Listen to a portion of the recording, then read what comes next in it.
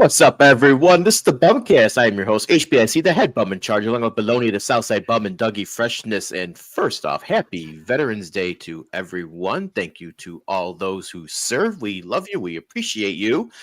And we love you and appreciate you a lot more than we do the Bears right now. But, oof. 1,000%. 1,000%. 1,000%. Yeah, it was a bad weekend. How are you guys doing today? We're gonna try to. I'm a little angry. Like I got my squeeze ball here right now, my stress ball.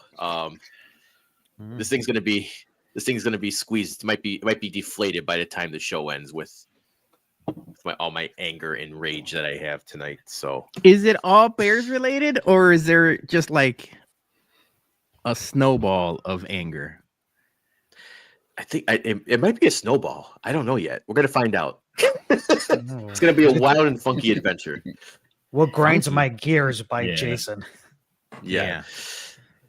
Oh, how are you guys doing today, Dougie? How you doing, my man? I gotta ask you, how are the insides after you chugged all those Dunkin' Donuts spiked coffees? You know what? I was okay. I was all right. Besides the taste, they were disgusting. I scaled it back, my disappointment. But if anybody else because it was like a mixed 12-pack, anybody else wants to try them, please reach out to me. You can have them all. They will be on my curb. They are terrible. Absolutely terrible. One after another. Terrible. Yes.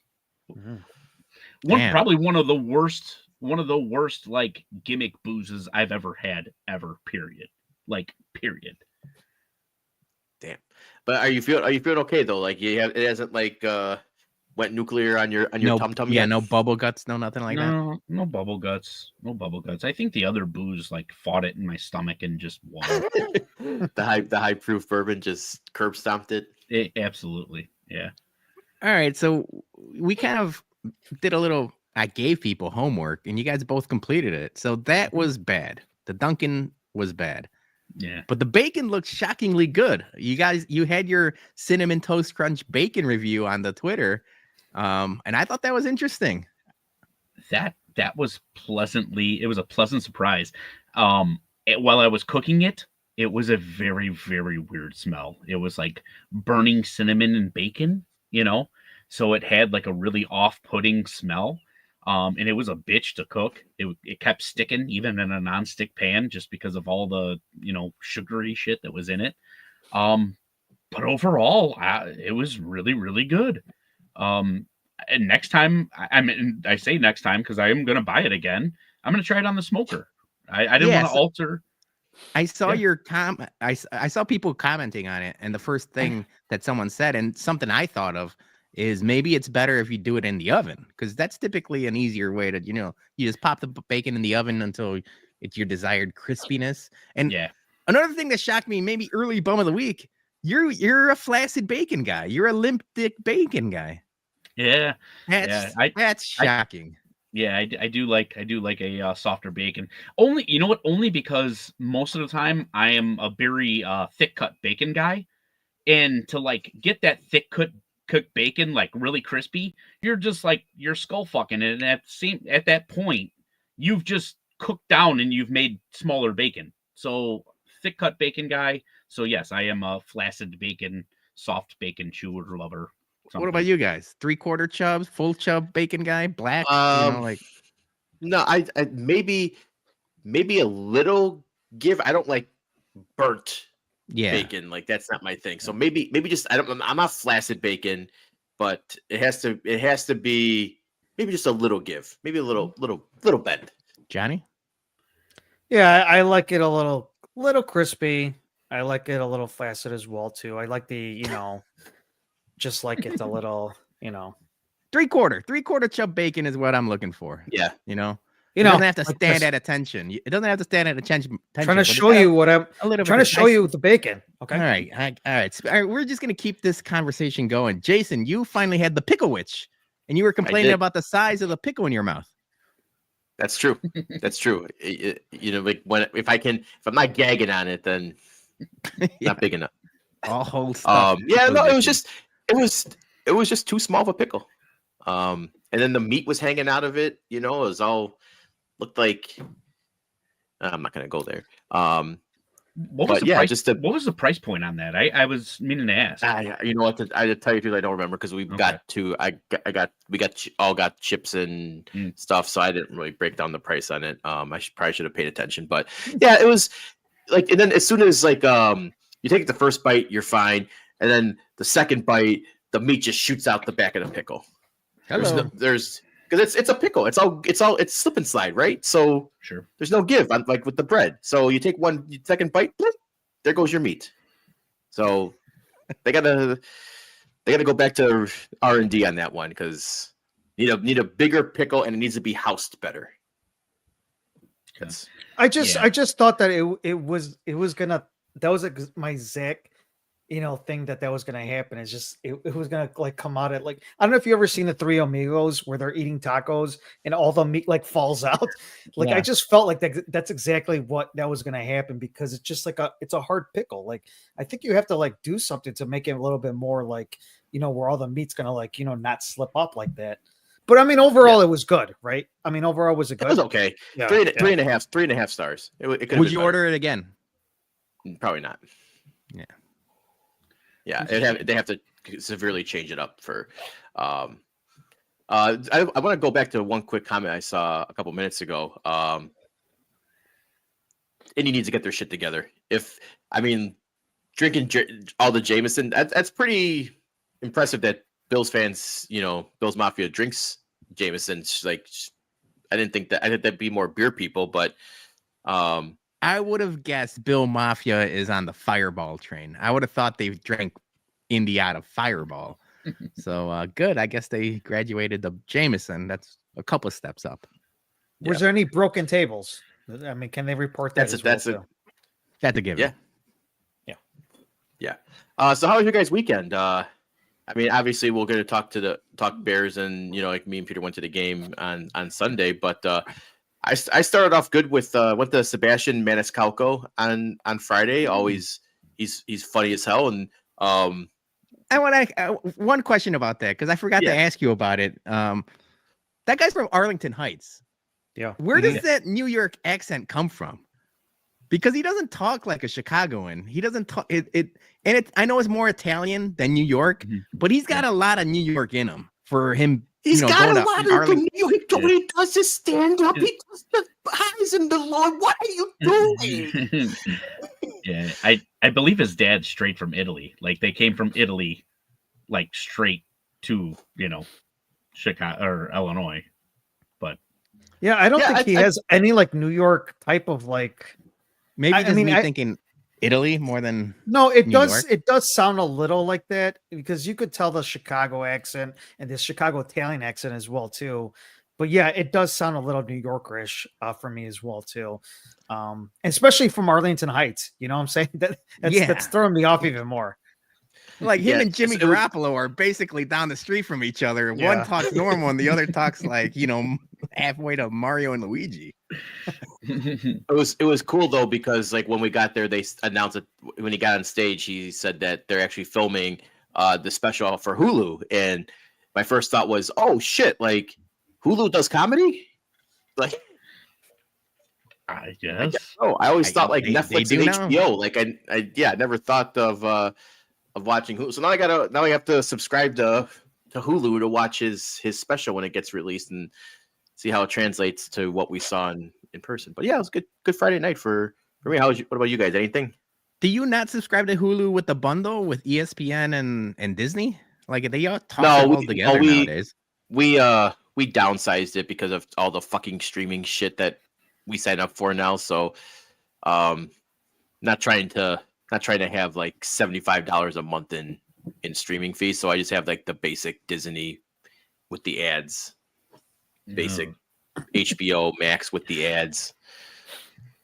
I probably should just bundle. Gaffigan's good. I like Gaffigan.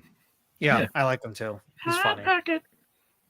Julie's saying Tuesday, December 3rd, HBO, the world's gonna cream that brand. No, it's just Yinzers and people from the AFC North. She's talking about the AFC North Hard Knocks. Oh, I was wondering what she was talking about. Oh, Jeff Dunham. I'm not that much I like- on Dunham. I like Jeff Dunham. Some of his stuff's pretty good. he's Starvos is funny. Starvey, he's funny. Oh, I don't know yeah. if he's. Stavros. Yeah, he's so That guy's funny. That guy's nuts. Yes, I like him though. Yeah, I like him too. All right. Yeah, weekend was good. I mean, until it wasn't. Yeah. Yeah. So I gotta tell a quick story from Joey P. I'm gonna sneeze real quick. So maybe Oh, not. That was Okay. a pump I'll fake. check. I've never seen a. That was a pump Pump fake fake. sneeze. Pump fake sneeze. What the hell? That was. I know. Don't you hate that too? Like when you're like ready to make a good sneeze, and all of a sudden it's just like you're Yeah. turning into a werewolf. Like everybody, just get away from me, and it's like No, Fuck. false alarm.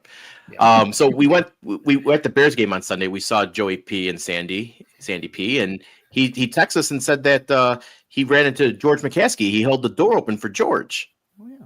And I immediately said that I would have given him a swirly, But my question to you guys though would have been like, if you saw McCaskey, you opened the door for him. What's the first thing you're saying to him? Are you yelling at him? Are you motherfucking him? Are you being nice? Are you saying, get your shit together? Stop being a mama's boy. What are you saying? I'm asking him if he clogged the toilet in his private box. Why is he coming by our toilets? I would go with a Newman type of like way where I'd be going past him by like Keith Hernandez. I'll just saying, "Nice game, pretty boy," and then the spit would come somewhere around me. I was like, "Oh fuck!" Should have Yeah. thrown George on the ground. I texted Joey P immediately. I said, you should have tripped him while holding the door open. And I was like, I would have paid for your bail. But realistically, I wouldn't afford that bail money. So Joey P would still be in jail. I don't know what I would do. The Bears fan in me, especially after a game like yesterday, wants to say like, like I would have motherfucked him or said like fix the team or sell the team was probably what you would think. But in that moment, like, I don't know if you like came across celebrities like when you're not expecting them. A lot of the times you just freeze and don't know what to do. Yeah. So I'd probably be like, and then like he's gone already. Yeah. That's the thing too. Like I'd have to like have like that mentally prepared, like in the back of my mind, what I was going to really say and do, like if that moment ever arrives. Because I think same thing with you, Peter. If I was opening the bathroom door and he was like walking in towards me or something, I might freeze like you and not know what exactly I would say. If I ever see Jerry, I already know what I'm gonna fucking say. Die, you son of a bitch! Sell the team instantly. You got that on, but you got that in your back. But pocket. there's so much shit you could say to McCaskey. It's like, fire fucking Eberflus, sell the team, tell your mom to stop fucking to go away. Yeah. Like there's so much you could say to George, or move this, fucking get the deal done in Arlington. Like there's a million different roads you could go. So I don't know exactly what my route would be, but Joe just smiled and was polite. Joey P's a nice guy. Joey Joey nice, P was yeah. always gonna be. He would have never done anything like that. Yeah. You could have probably done like the Barstool Big Cat, just scream, figure it out, like the GIF. Yeah. But yeah, it's got to be something like that. Figure it out, or sell the team, or fix the team. Something. You gotta be quick on your feet with it. He probably just thought he was the doorman for the bathroom. Like he, like he's so nice. And what a surprise that cheap ass McCaskey didn't tip Joey P. Right. You gotta at least toss him a $5 for opening the door or something like that. Exactly. Joey P even gave him a mint and a piece of gum. Yeah. You'll probably give him a nickel or something. Spray this high karate. Dude, what I was hoping he was going to do is I was hoping he was going to pull a Bronx tail and like get him in the bathroom and then close the door and tell him now you can't leave and just keep the living shit out of him. But put him with JoJo the whale. Yeah. All right. Let's before we talk some Bears, we got some headlines, right? We do have some headlines. We thought this week we'd start off with the headlines only because we don't want to we're trying to keep things light. We're trying to enjoy ourselves. We know at some point in this episode, the wheels are going to fall off and we're all going to be super sad for a while. But for now, I just want to get Jason mad because that's what I do best. So the first headline was something I saw yesterday after the Germany game for the NFL, and Roger Goodell said that the league is working on 8 international games next season, 3 in London, 1 in Brazil, 1 in Germany, 1 in Spain, 1 in Mexico City. And the potential one that seems like a for sure thing, but they can't announce it yet, is 1 in Ireland. So I was going to say, of all these games, Jason, I'll let you rant for a second in a bit, but I'll start with Dougie and Johnny. We know the Bears already played in London. If the Bears are going to any of these other cities, where do you want to go? Ireland. I went to Ireland like the day after a Conor McGregor fight, so like hours after a Conor McGregor fight, and they were hungover and still partying their asses off. So I could only imagine what they'd be like at a game. I think a game in Ireland. I think Notre Dame did one there, and they did, right? Like last year. Yeah, it from what I remember, it was pretty crazy. They ran out of beer too, that stadium. Yeah. So that's Ireland for sure. I probably would say Mexico City. I think that'd be awesome for the Bears. I think having them in Estadio Azteca would be pretty amazing. I would assume that there would be a lot of Bears fans down there anyways. So I probably would say Mexico City. It's a lot closer. And I don't think that like you'd get, I don't know if I would drive there or not, but hell no, you gotta fly, brother. If you knock my ass out, I would. But yeah, I probably would say Mexico City. I would say though, and I heard there's rumblings with the Spain one that they would be playing where Real Madrid plays. Yeah. So I think that would probably be a good one as well too. Yeah. I think if it's the Bears in Mexico City, I think it'd be awesome. It'd be a reason to go, 3, 4, 5 days. But the rumor is that because the Rooney family was he was an ambassador to Ireland under the Obama administration, that the Steelers might play in Ireland. And the McCaskies, notably Irish family, if it's Bears Steelers in Ireland, I told Julie, like, I don't care how much it costs, like we got to get our asses there. So if it's just the Bears, I think I would like to go see them in Mexico City. But if it's Bears Steelers Ireland, watch out. I would pick, if I had to pick one, I would pick Spain. But you guys know my take. I fucking am annoyed with how the NFL at this point is going to be half fucking overseas. it's getting so fucking ridiculous that they have to make this globally when it's a fucking American sport. Just make NFL Europe at this point. Just fucking do it. You already want 8 games over there. Just make NFL Europe. You have fucking CFL. Make fucking Central South America FL. Fucking make NFL Europe. If you're that confident that you're gonna get business and teams and sell tickets and shit, fucking just start up 8 franchises. It's fucking bullshit that you're taking games away from fans. You're forcing them to go overseas, spend all this fucking money just because for an attraction, because you want to grow the game that's already been growing. Just fucking open up NFL Europe. It's fucking stupid. And then on top of that, you give fucking Germany the worst fucking game possible. I actually feel bad for the Germans for once. And Daniel Jones versus Bryce Young. Holy fuck! I actually felt bad for the Germans. I never thought I would say that in my entire life, but I actually shed a tear for them that they had to sit through that bullshit and watch that game. Right? Would you watch NFL Europe if they started it up again? No, I don't know.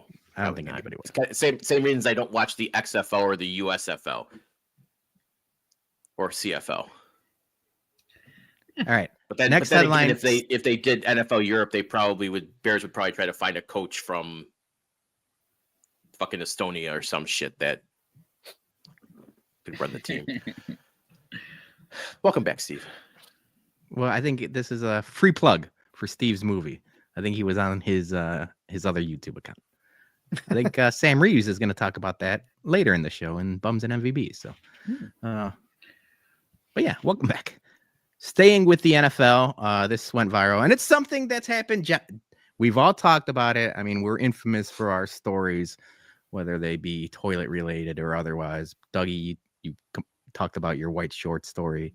My man on the Lions, James Houston, broke his silence after appearing to suffer an unfortunate accident. I think Big Cat was the first one to tweet this out. Someone had a little bit of poopy pants. You know, your white pants, you get sweaty, especially in the heat of the moment. You know, you're a bigger guy. Things happen. Shit. But his argument, or at least his defense, was that he sat in yellow Gatorade. That's what he's going with. That's the story he's running. That's what the PR machine is spinning, that he sat in yellow Gatorade.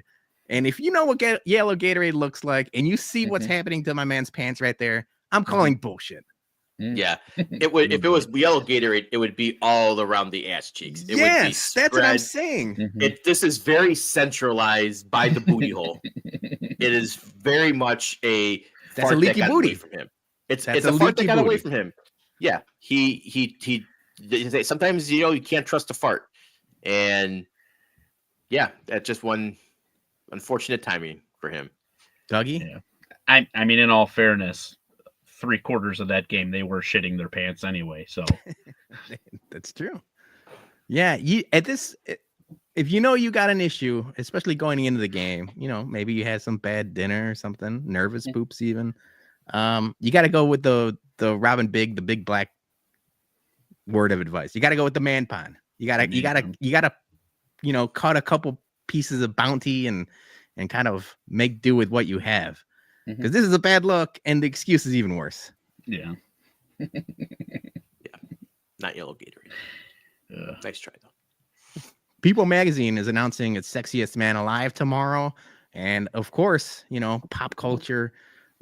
We are the faces of pop culture right here. I want to get your bets or predictions. Maybe if someone gets one right, we win something. Any thoughts? I'm gonna go with Ryan Reynolds just because of all the Deadpool. No, I'm gonna switch it up. Hugh Jackman. Maybe they'll do a co-men of the year, co-sexy men a lot. Co-men. They could do what they want. It's their magazine. I'm gonna hedge it with Hugh and or Ryan Reynolds. All right, you get a couple guesses. That's fine. I just watched the new Twister. I'm gonna go with that. Son of a Twister. bitch. That was gonna be my answer. Yeah, I don't know what. Okay, I feel like that motherfucker is in every movie ever, and like he's the the talk of the town. that was going to be my answer. So now I'm going to have to pivot, and hopefully, Johnny, you could filibuster on sexiness for 5 minutes until I can think of something good. Yeah, I'm gonna say the Penguin. Oh, Colin Farrell? Colin Farrell No. as the Penguin. As the Penguin, yeah. Colin Farrell Oswald- as the Penguin, yes. Oswald Cobblepot is going to be the sexiest. That's all. Listen, that's what everybody's talking about. I don't know if you've seen the Penguin. That's what I'm watching it everybody's now. talking about right I just started. now. I'm not. Listen, I haven't watched it yet, but I definitely do want to. I do want to watch it. I did watch Batman prior, so. But I know this is kind of. There's no Batman in here whatsoever, so what I'm told. But yeah, it's gonna be Oswald Cobblepot. He's definitely that's what everybody's talking about right now. He's like everywhere. They're talking about him. Like it's a no-brainer. All right, so Julie's saying Henry Cavill every year. That's the guy who played Superman. Got the jaw that could fucking cut a block of cheese. Beef Loaf is saying that basic white boys have been climbing the ladder. I'll go with that dork that's married to Zendaya. That's Spider-Man. Everyone knows him as Spider-Man. I don't know. Tom Holland, right? Tom Holland's his name. Yes, Tom Tom Holland. So my answer is going to be another one of these. These names can be intertwined, whether it's Glenn Powell, Tom Holland, or the guy that played Dune in Willy Wonka. I feel like that guy's in every movie ever too. What's that guy's name? Oh, The main guy from Dune? I'm terrible. Damn man. it. Oh fuck. Someone in the comments got to help me. Yeah. The Dune Oh, kid. Timothy Chalamet. Yeah. Timothy Chalamet, yeah. Chalamet. Yeah. So I'm going, he might be too young for sexiest man alive. He still looks like a boy. But that guy's everywhere. So yeah, I'm gonna go with Chalamet. people announce this as sexiest boy alive tomorrow. Yeah, That just sounds wrong. Yeah. That'd be a problem. All right. That prison phone will be ringing. Diddy will be like, give me that issue, please. So it's a Diddy award. That's a Oh shit. All right, I got one more headline before I turn the reins over to Jason. Yep. We're sticking with the entertainment.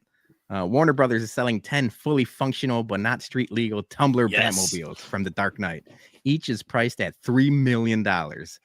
So my question to you is, would you want to buy a Batmobile? Or if you have the means, because $3 million is a lot, what famous car would you want to buy?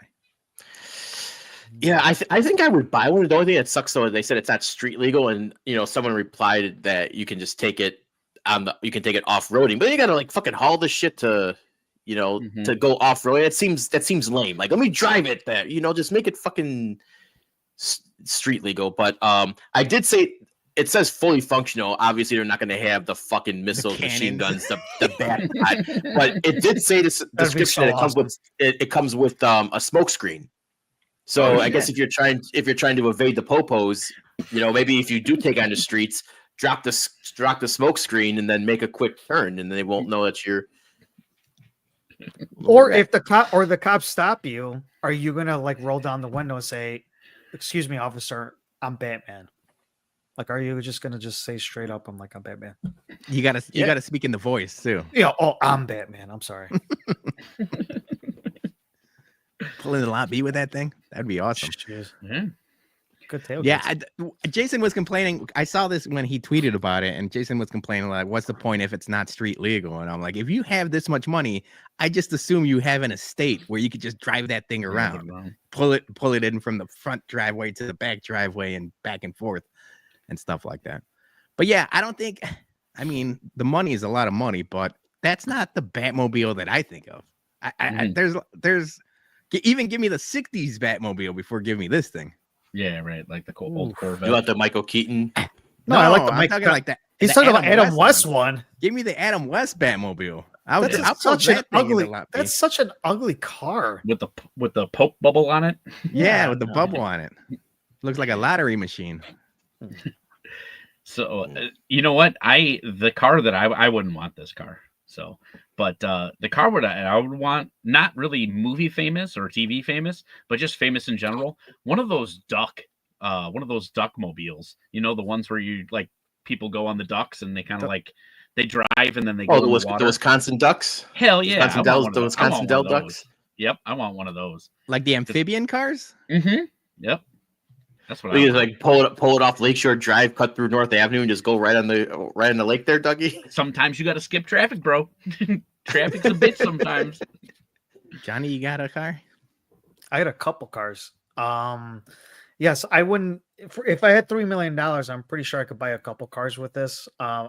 You can't drive them in the city. There's nowhere you're gonna find parking, and I mean that's Parallel You parking, park I think, over would the be cars. our fix. You just park over. You park over the cars. You park. You Yeah, just go on top I- of them. it's insurance. It's a mess. I don't want to go that route. So I love the 70s Trans Ams. So I'm a big Trans Am person. So I love the 70s Trans Ams. I also like the El Caminos as well too. I'm a big 70s car buff. Oh yeah, I PFT love got those. one of those El Caminos. He's been driving around Chicago in them. I like Stingrays as well too. I'm a big Stingray. Yeah, fan the as well, Stingrays so. are nice. Yeah, but those probably would be the three that I would want to get. Johnny's Okay. got a good question. How the hell do you insure this thing? And I know not for on the road, but just in general. That's got to be a hell of an insurance policy. Yeah. Try to explain that to your agent. Oh yeah, I just got the Batmobile. Hey, Jake from State Farm, you Yeah. wearing khakis? Because you're about to shit Yeah. him. I got the Batmobile. Hey, you know the policy I have for my Hyundai? Yeah. I want the same one for the Tumbler. Just liability, please. Yeah, liability only. All right, I got one last headline here for you guys. A suburb of Philadelphia just voted to repeal a 120-year ban on alcohol sales in their town. So now they welcome to the modern century. Welcome to 2024. 120 years. So 1904. Holy shit. So they had no liquor stores, no bars, restaurants couldn't serve alcohol at all. It was completely dry town, and they're trying to boost revenue in their town. And they decided after all this time, hey, let's put a measure on the ballot for this past Tuesday to vote for if you want to ban the repeal or repeal the ban. 62% voted in favor of this. That seems low. What the That fuck does is seem low. what the hell? 38% still opposed a ban on alcohol sales. What is fucking wrong with you people? I'm telling you, you Live in can't this town. fucking elections in 2024. Am I right? God damn. It sounds like sounds like an episode from like The Simpsons. That's a long time for a band. And the thing about a lot of these like repeals and stuff like that, you got to get like 60% to like make them go through. I know. Yeah, that's the bullshit thing. I mean, we could talk about Florida all you want. But Yeah. We're not going to. But yeah, you got to get like a 60% majority. It's not just 51. So Right. it's like They there's a hardly made possibility it. this thing barely passed. Yeah, 38. Like, I thought if there was one issue on the ballot that could get like 98, 99% voter approval, like it would be something like this. And the fact that this is, it's got to be the super religious people, but like you don't think of that like a Philadelphia suburb, right? Maybe like Utah, maybe something like outskirts Colorado, Utah, or Wyoming or something. You don't think of that for like Metro New Jersey, Philly area that people would be like ultra religious, conservative, fucking no, you're sinning. There is like outside of Philadelphia, or especially just like outskirts Pennsylvania, there is a shit ton of Amish people. So that's where I'm thinking like maybe this is what we're. Okay. But it's gonna be Rumspringa for them for here on out. I like Sam Reese saying bring back prohibition. That's when people got crafty and things were fun. Now that we're the bourbon bums and I like to read up on history of bootleggers and moonshiners and people. Elijah Craig and all these people. I feel like we would do fairly well if if we have to sneak in Lot B whiskey at Comiskey, but like under the radar. I think we'd be good at that. Yeah, you think? We'd find a way. I think we'd get caught like right away. Nah. We'll free beer over here. I know all the shit whiskey. I know all the sewer systems, baby. We can run this shit underground. Hell yeah, Dougie. Now we're talking. Yeah. So here's the funny part though, because it's a small town in Philly. So they're only able to get 2 liquor licenses because they can only get 1 license for every 3,000 people per capita. So it's a town of 7,400 people. So there's going to be only 2 spots that can serve alcohol. So it's probably going to be like 1 restaurant, 1 liquor store. That's it. Like, holy shit. That's all you need. It starts with 1. All right. Before we get into some Bears talk, we gotta pay some bills, right? Mm-hmm. The original Chickies Beef and Banquet is a proud sponsor of the BumCast. Next time you're craving something absolutely delicious, you have to order pizza from Chickies Beef. It is the ultimate food hack, and trust us, the bums know a thing or two about good pizza. Make sure you check out their pizza specials. Get 1 jumbo slice with a drink for just $8.50 every day of the week. And every Monday, while you're gearing up to watch the BumCast, get a large 16-inch pan or thin crust pizza for just $16.95. That includes 2 free toppings as well. For dine-in, carry-out, drive-through, and delivery, it's Chickies Beef, 4152 Roosevelt Road in Hillside, or find them on the web at www.chickiesbeef.com.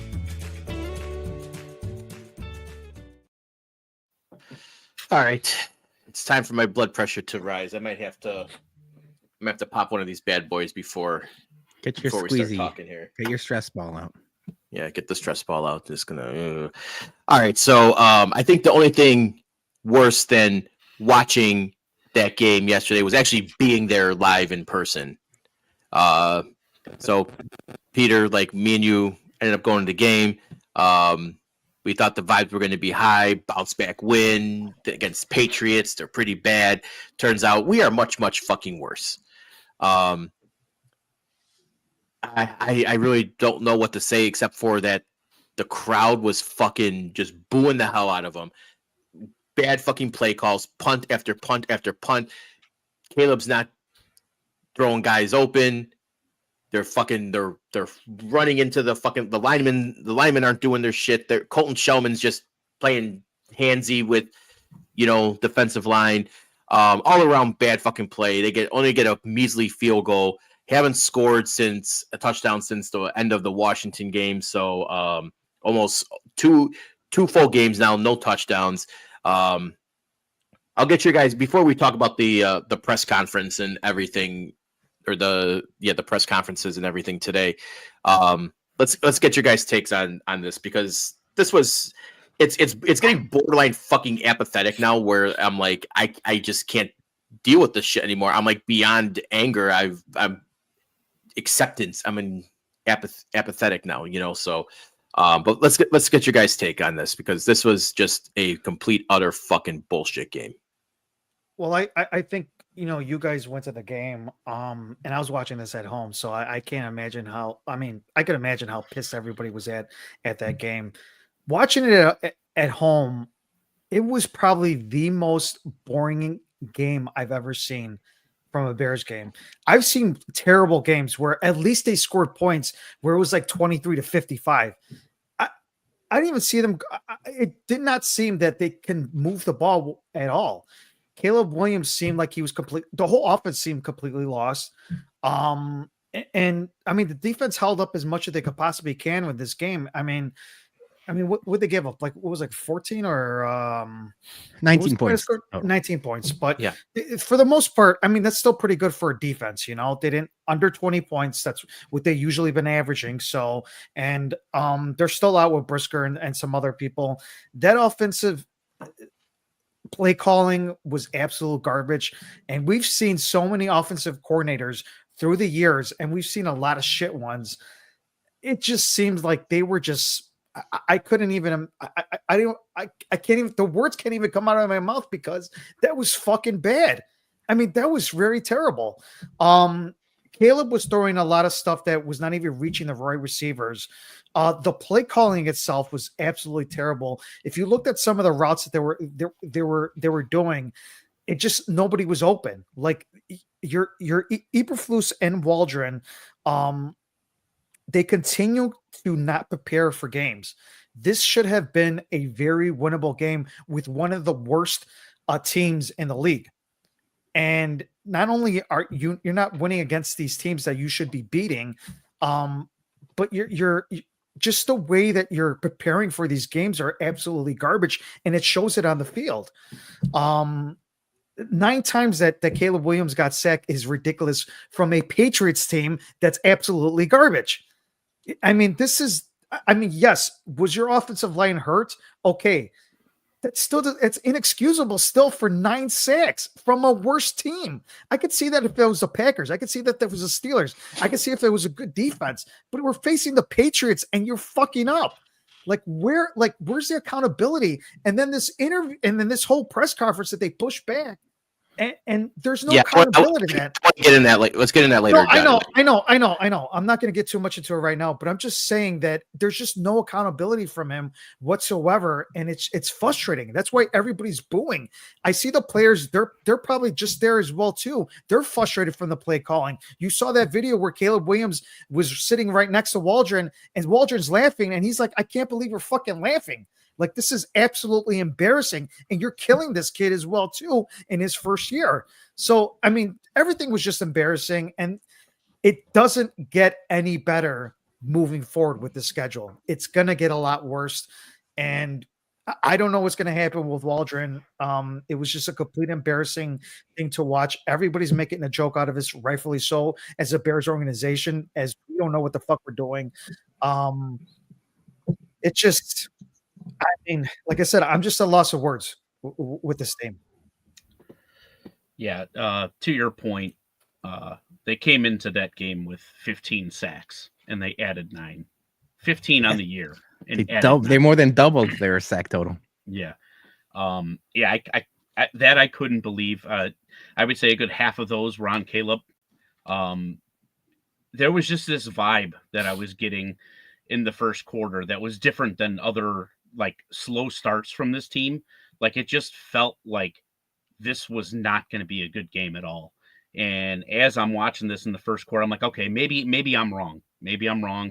But I was right. And unfortunately I was right. And it just, God, I almost to the point just was like, even though it wasn't totally out of reach and it was against a bad team, I almost like did what I've done in years past and flipped to the red zone because it was just that bad of a game. And I hate when I get to that point because like then you get that like defeatist attitude, like you're going to just lose from here on out. And now it's like, I'm almost like, fuck it. Let's lose every other game and just improve our draft picks at this point. Like I really just, I just don't care. You know, it sucks. It really does. The team doesn't care. Why should I? Yeah, and that's the thing. Yeah, you hit the nail on the head, Dougie, and you said the same thing, Jay. Is like it's turning into apathy from one of the fan bases in Chicago that I like we're all kind of numb to the White Sox bullshit and the Bears bullshit. I mean the Bulls bullshit. But I thought of all the Chicago teams, the Bears would be the last to like, fan base to turn on them. And like people were leaving that stadium early in the third quarter, like middle of the third quarter. We were there, Jay, and like we high-fived once for that interception early in the first quarter. They had an interception early in the first quarter. That was it. It was another slow start from the offense, no points. Like the first quarter, the entire season has been, I mean, you might as well punt, and that's what they've been doing. Like you might as well just punt on the first quarter. But more than that, it was like apathetic. It really was like how you mentioned. They've been bad on the road, but at least at home, they've, they were on a win streak at home. They've been, but they've quit on this team so bad. They've quit on this coaching staff so bad. I turned to you multiple times. Keenan Allen he's been bad on the Bears, but he's a pro. He's been a consummate professional throughout his whole career. I turned to you multiple times. When he was done running his routes, he would throw his hands in the air like my kid after I tell him no when he's throwing a tantrum. Yeah. That's from Keenan Allen. We've seen DJ Moore pout the entire season. Jalen Johnson was on the score today, basically throwing the coaching under the bus again. So now it's just piling on worse and worse and worse. And we talk about the Bears being apathetic or the Bears fans being apathetic. It all comes down to ownership. if they don't care that they're being embarrassed at home, why should we care as fans? And it sucks because we care way more than ownership. You know, my uncle, like they got season tickets. He drives a truck for the city. He's not a millionaire. You know, like we're landscape. Like everyone there spends their hard-earned money to root for the team that they care about. And this team doesn't give a fuck back. And that's what's sad, is like Bears fans don't deserve this.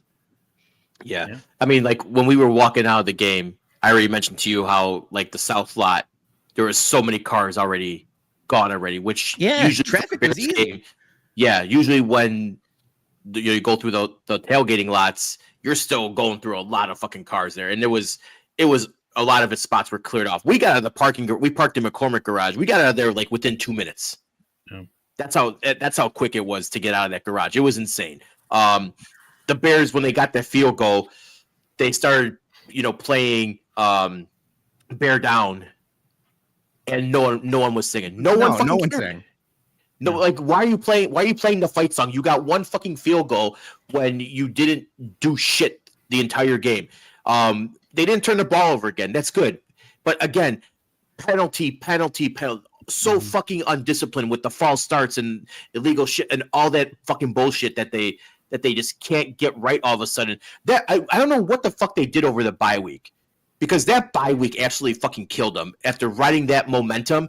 I don't know if they all just went on vacation or something and just came back in fuck it mode, but whatever they did over those 2 weeks fucking ruined this team, because they came out flat against Washington and then they blew that because of bad coaching. And then after that, no one fucking gave a fuck. And now you can tell that for 2 weeks in a row now, that team has fucking gave up. They're done with Eberflus's bullshit. They're done with his fucking coach speak. They're done with Shane Waldron and the shitty ass play calling.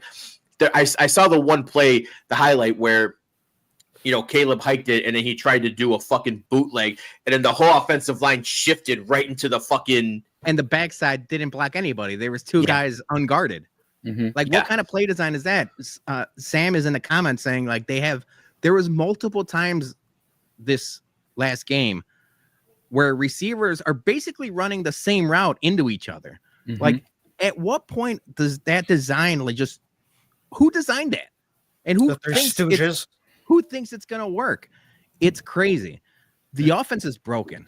If you want to blame the offensive line, blame him. If you want to blame Caleb, blame him, even though I don't think he deserves this blame. If you want to blame, the receivers for quitting on their routes and you could blame them. Eberflus, Waldron. There's plenty of blame to go around, but it's broken. And I don't see a way where you fix it without firing people and sending a message. Because if ownership thinks this is okay, the players are going to think it's okay. Like they're going to keep doing the same thing if you keep Waldron and Flus here. I see people a bunch talking about how, the McCaskies are, part of this tradition, and like George Halas, never fired someone mid-season. And I saw somebody pointed it out on Twitter. George Halas coached the team for 40 goddamn years. Mm-hmm. What is he going to fire himself? That it makes no sense why you're holding on to this tradition. Send a message. The tradition's broken. The tradition is losing. That's the tradition. The tradition is missing the playoffs and not winning a playoff game for damn near more than a decade. That's the tradition. All you're holding on to the past and George Halas. George Halas has been long gone. And the daughter and the grandkids have been fucking up for just as long as George Halas was winning at this point. Mm-hmm. Yeah. How is it that like the Bears, like last year, I felt like they had less talent, but at least they were in the games. Like like they gave a shit, that they were like listening to what Eberflus was saying. And now that you have like, Keenan Allen, now you have DJ Moore, Cole Kmet's a lot better. They don't even use Cole Kmet and they signed him for 4 fucking years. You know what I'm saying? Like there's like, just to me, I just feel like you're right. You're absolutely right. The Bears are not the type of organization who's going to fire somebody right off the bat. obviously, I know we're going to talk about it here in the next segment with the press conference, but it's just like it's the same old shit with every Chicago sports team. Like, of course, we're getting fucking tired of everything. Like, we expected so much. Even if they didn't make the playoffs and I saw some fight with them, I would be fine with that. But they're not even fighting. They're just giving up because this coaching staff is fucking ridiculous. Yeah, Johnny, I want to just what you were saying, like why they were fighting so much last year. I think they've gotten to the point where they're fed up of Eberflus saying that, well, they need to execute better when they lose games. We're gonna work on that. We're gonna figure out the whys. We're gonna examine everything. But that happened. They didn't execute. Do you regret this play call? No, I don't regret it. They just had the players. I think the players are just getting sick and tired of them saying that. Oh, it's always our fault. It's never the fucking shit that Eberflus is doing, and I think that's why they're sick of it, and they're not gonna. That's why I feel like they checked out on this because he finally took responsibility after that halftime, against Arizona. When they asked him the question, like, oh yeah, I should have called a run instead of a pass. That was my fault. I'll be better. Like, yeah, you could have been doing that for the past fucking year, dude. Instead of giving look in the fucking mirror for once. And I think that's why now they're checked out. But yeah, let's get to the press conference because we all kind of figured that. At minimum, we should have heard that Shane Waldron was going to be fired today, and he wasn't. And we woke up. They noticed that they pushed his press conference back in an hour and a half. So he's meeting the media at noon now, but then he went on ESPN 1000, and that was a disaster from a PR standpoint. And you basically got the sense, well, if he's doing the call, he's not getting fired. And he said everything on the table. But he didn't want to commit to it. He didn't commit to it to firing Waldron during the press conference. But he did say changes to the offense are coming. So, guys, give me your hot takes for what that press conference, how much that made you pissed off. Yeah, I don't really give a fuck what he says anymore. I really don't. Like it just. Like I text you guys this morning. I'm like, oh, that's cool. They moved it from 10 to noon, so we're gonna get word salad for lunch instead of breakfast. It's just the guy just says the same shit over and over again. He's trying to he's like overcompensating and trying to say the better things, like I understand that jobs on the line and I'm willing to make changes and stuff. It's too fucking late. It's too late already. Like he's that should have been two games ago. 2 games ago. And while I agree with you guys that, this shit needs to start from the top, I'm thinking of a different top. Kevin Warren, where the fuck is this guy? What has he done? He got brought in to bring in this new stadium, hasn't done jack shit here. Okay, and I understand I made that whole funny rant about, his 18-hour day and shit like that, but I'm being fucking serious. What is this guy what is he doing? He's like, I'm going to go here and I'm going to change this whole landscape of this thing. He hasn't done a goddamn thing. He's a ghost. He's a fucking ghost. Go ahead. No, I was going to say, that was something I had in my notes, and we don't know realistically what the chain of command is. We know what it is, it's the McCaskies, Warren, Poles. But if you were to tell me Ryan Poles is going to fire Eberflus tomorrow, do you think he has the autonomy to do so, or does Kevin Warren have to sign off of it? Or if Kevin Warren says report that if Kevin Warren says fire somebody, he first has to ask George McCaskey, even though he's not the football guy. Like, who's running the show? Because it's supposed to be Kevin Warren, but like you mentioned, he really hasn't done shit, and he was brought in for the stadium. So does Ryan Pohl have full control of the coaching staff and roster? We don't know, and that's the problem. It's disjointed from top to bottom, and it's broken from top to bottom. Exactly. That is Chicago sports in a fucking goddamn nutshell. You don't know who the fuck is in charge with anything. Chicago White Sox, all of them. Nobody knows. You don't know. Well, you hear all this shit with Kenny Williams and all that crap or whatever. It's like Rick Hahn couldn't even make a goddamn trade for himself. Who's fucking in charge? Who is in charge is the McCaskies. That's why they're not fucking that's why Kevin Warren's his hands are tied That's how I feel. Like it all goes up to the top, and that's why the whole ownership is fucked right now. And getting back to what you were saying, Dougie, about like I don't care about what he says, and we were talking about it. All we were talking about is like nobody gives a shit. The players are already done with his bullshit. It's just the regurgitation of the same old shit over and over again. So if you don't care, the players are not going to care either, and that's the major problem here. So what are they going to do? The organization, we're going to evaluate what we're going to do. We're going to make changes, stuff like that. These pussies don't even say it right in the fucking in this conference. That's the problem. Right. And that's a thing where I've seen there. I mean, there's a lot of bad owners in the NFL, but someone like Jim Irsay or even Jerry Jones, and you could talk about like, there might be too many cooks in the kitchen and they're over meddling, but at least they'll face the music. The McCaskies they do a press conference once a year. So we don't know what the fuck's going on. We don't even know what they're thinking. Are they mad? They probably don't care, but we don't really know.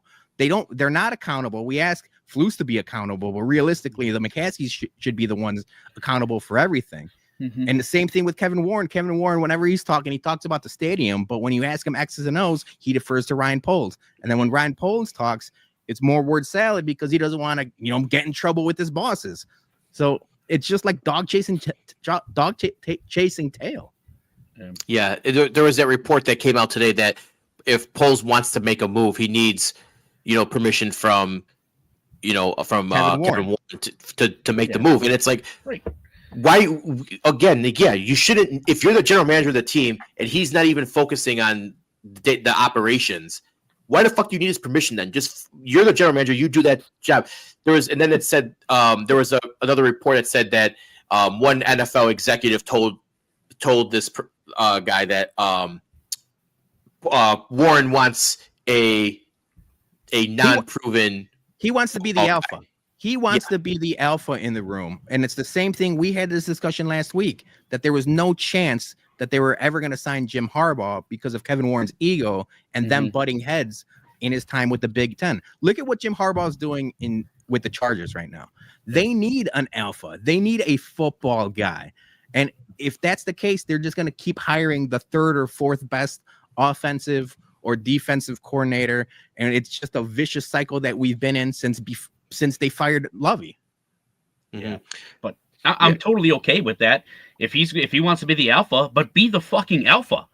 Like you can't be an alpha and like not be seen, not be heard from. Like got alphas pump their fucking chests. They put people in their place. What do you mean? You think he's doing it in silent? Hey, come in my office. Let's pray before I fucking ream you one. Fuck off. We all thought. I mean, me personally, I thought that Poles was going to be an alpha GM. I didn't think it was going to be the little bitch like GMs that we've had for the past few years. Pace was a fucking idiot, and then obviously Jerry Angelo and the other numbnuts before Ryan Pace. I can't remember his name. Kind of want to remember his name. Ted Phillips. Well, Ted Phillips, the president. Yeah, I know, but I'm just saying he was soft as. Yeah, they were all idiots. But I mean, like I thought Poles was going to be like an alpha GM, and say something, dude. Fucking come out with at least a statement. If you don't want to do an interview, you don't want to do a press conference, put a fucking statement out at least. I know it'll be the fakest, most fucking washed down PR bullshit ever. At least give me something that you fucking care and you're fucking watching this and you have at least a goddamn opinion on this. Well, like, say fucking something. You know what? Like, going back to fucking Hard Knocks now, we gave him all his fucking roses and all his credit when he was cutting guys and he had to go in the room and fucking cry. Okay? We were all hyped up about that because we were showing fucking heart. Like, he cares for his players. Maybe he cares a little too much. Maybe we bit into that a little bit too much.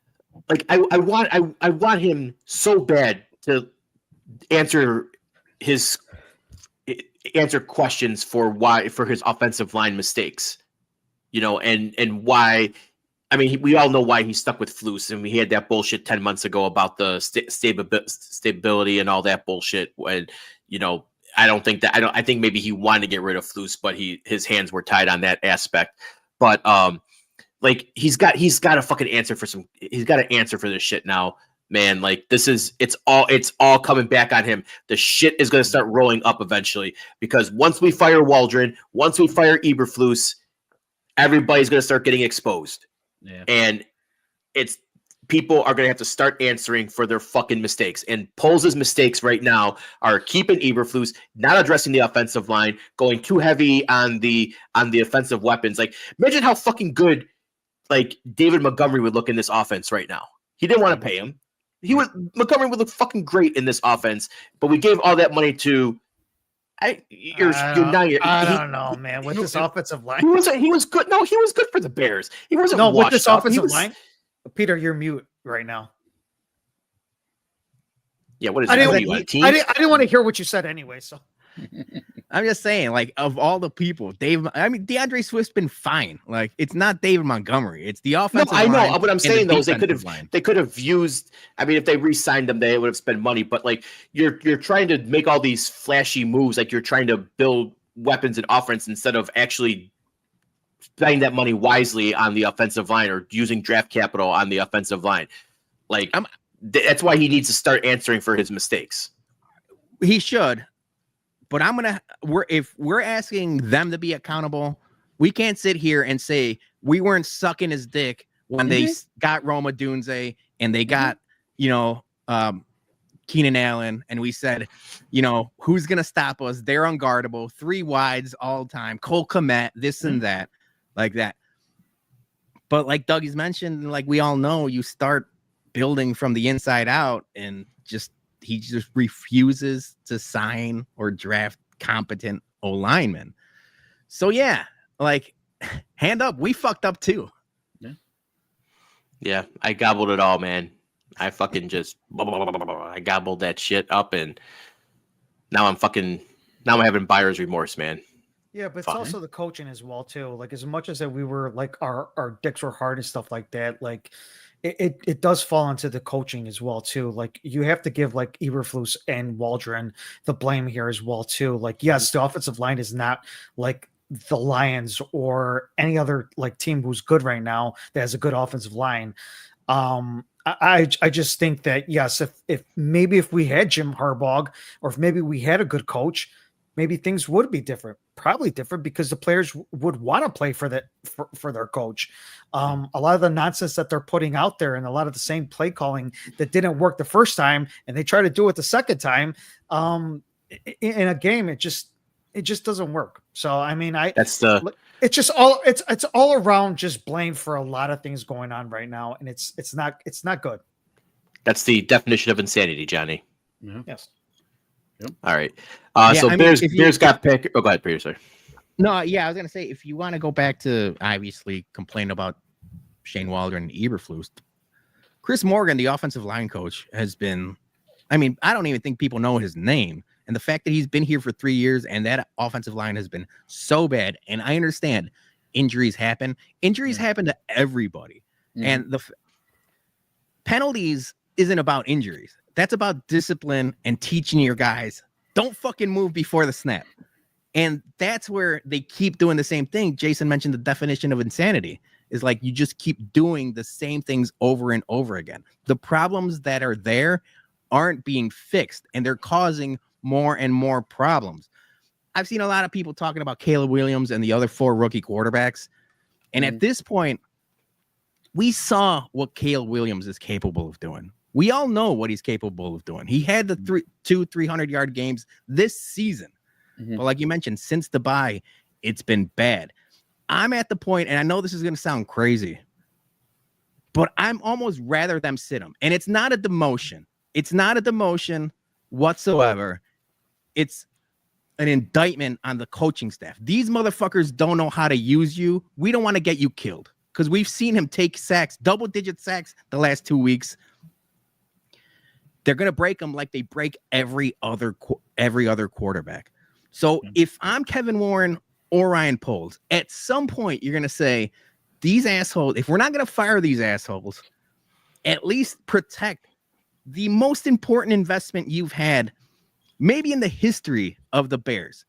Everyone said, and not just us as Bears fans, consensus number 1 pick the last 2 years, right? The closest thing to Andrew Luck or Peyton Manning or all this stuff there in Bourne. So I had an analogy. He's a race car. Caleb Williams is a race car. He's a fucking Lamborghini. He's a Ferrari. Mm-hmm. But this offensive line is 4 balding flat tires. And Shane Waldron is a fucking drunk with no license behind the wheel of this Ferrari. Jack Del Rio. And Matt, shout out Jack Del Rio. And Matt Eberflus, the guy that's supposed to fuel you, is just a fucking shitty old gas can that you have behind your garage. And then the Bears organization as a whole is the road that you're on, full of detours and potholes and all kinds of shit for the last 50 years.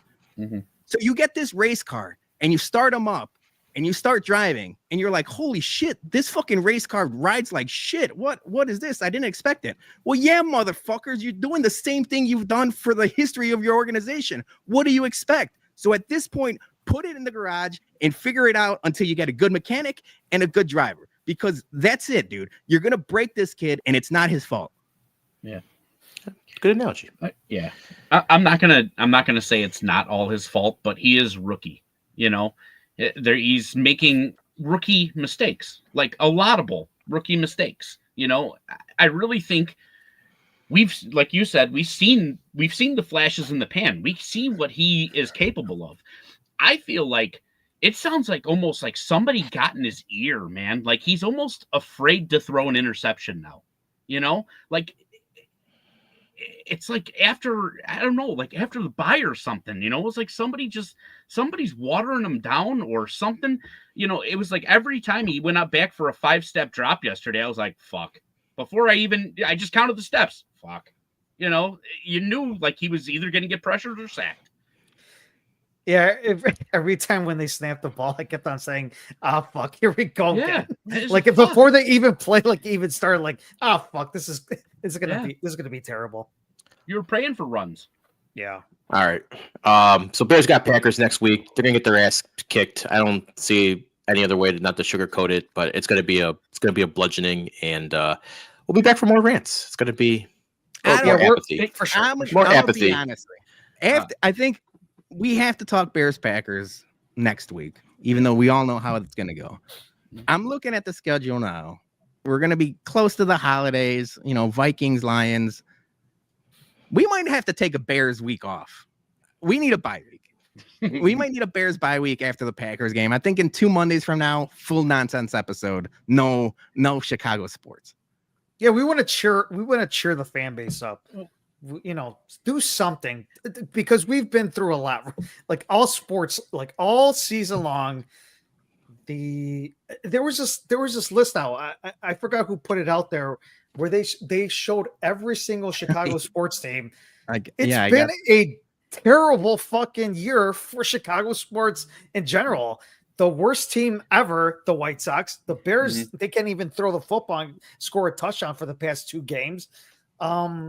I'm not going to even talk about the Cubs. That's a different podcast. Yeah. But it's just terrible. So yeah, we have to make the Chicago fan base happy. So maybe that might be a good idea. All right, we gotta wrap up the Bears talk. We got still more to do here, but before we do, we have an announcement, because we're gonna keep it on Bears talk, because we have a new shirt that we're going to. Big Cartel is the official home of Chicago Sports Bums merch. Help support your favorite podcast by buying a couple 2-3 shirts. We got socks, Bears, Hawks, and Bum branded threads, and all of our shirts are unisex sizes. Remember, all the proceeds go back directly into our Whiskey at Comiskey tailgates that keeps them free for everyone. And keep an eye out for new shirts coming very soon. So visit shysportsbums.bigcartel.com today.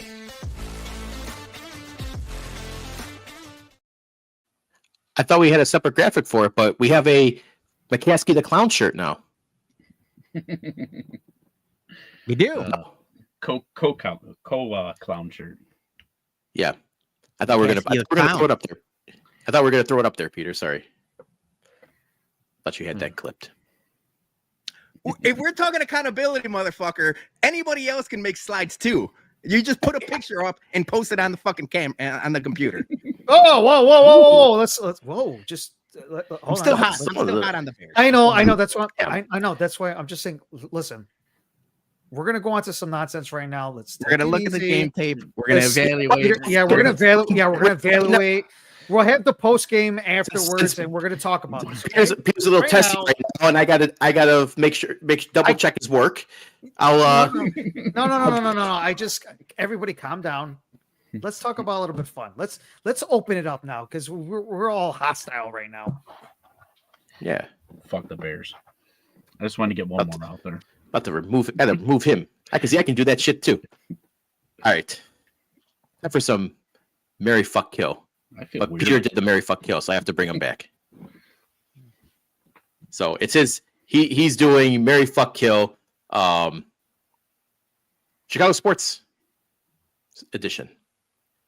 So, all right, let's go. Feels right now. You good, dude?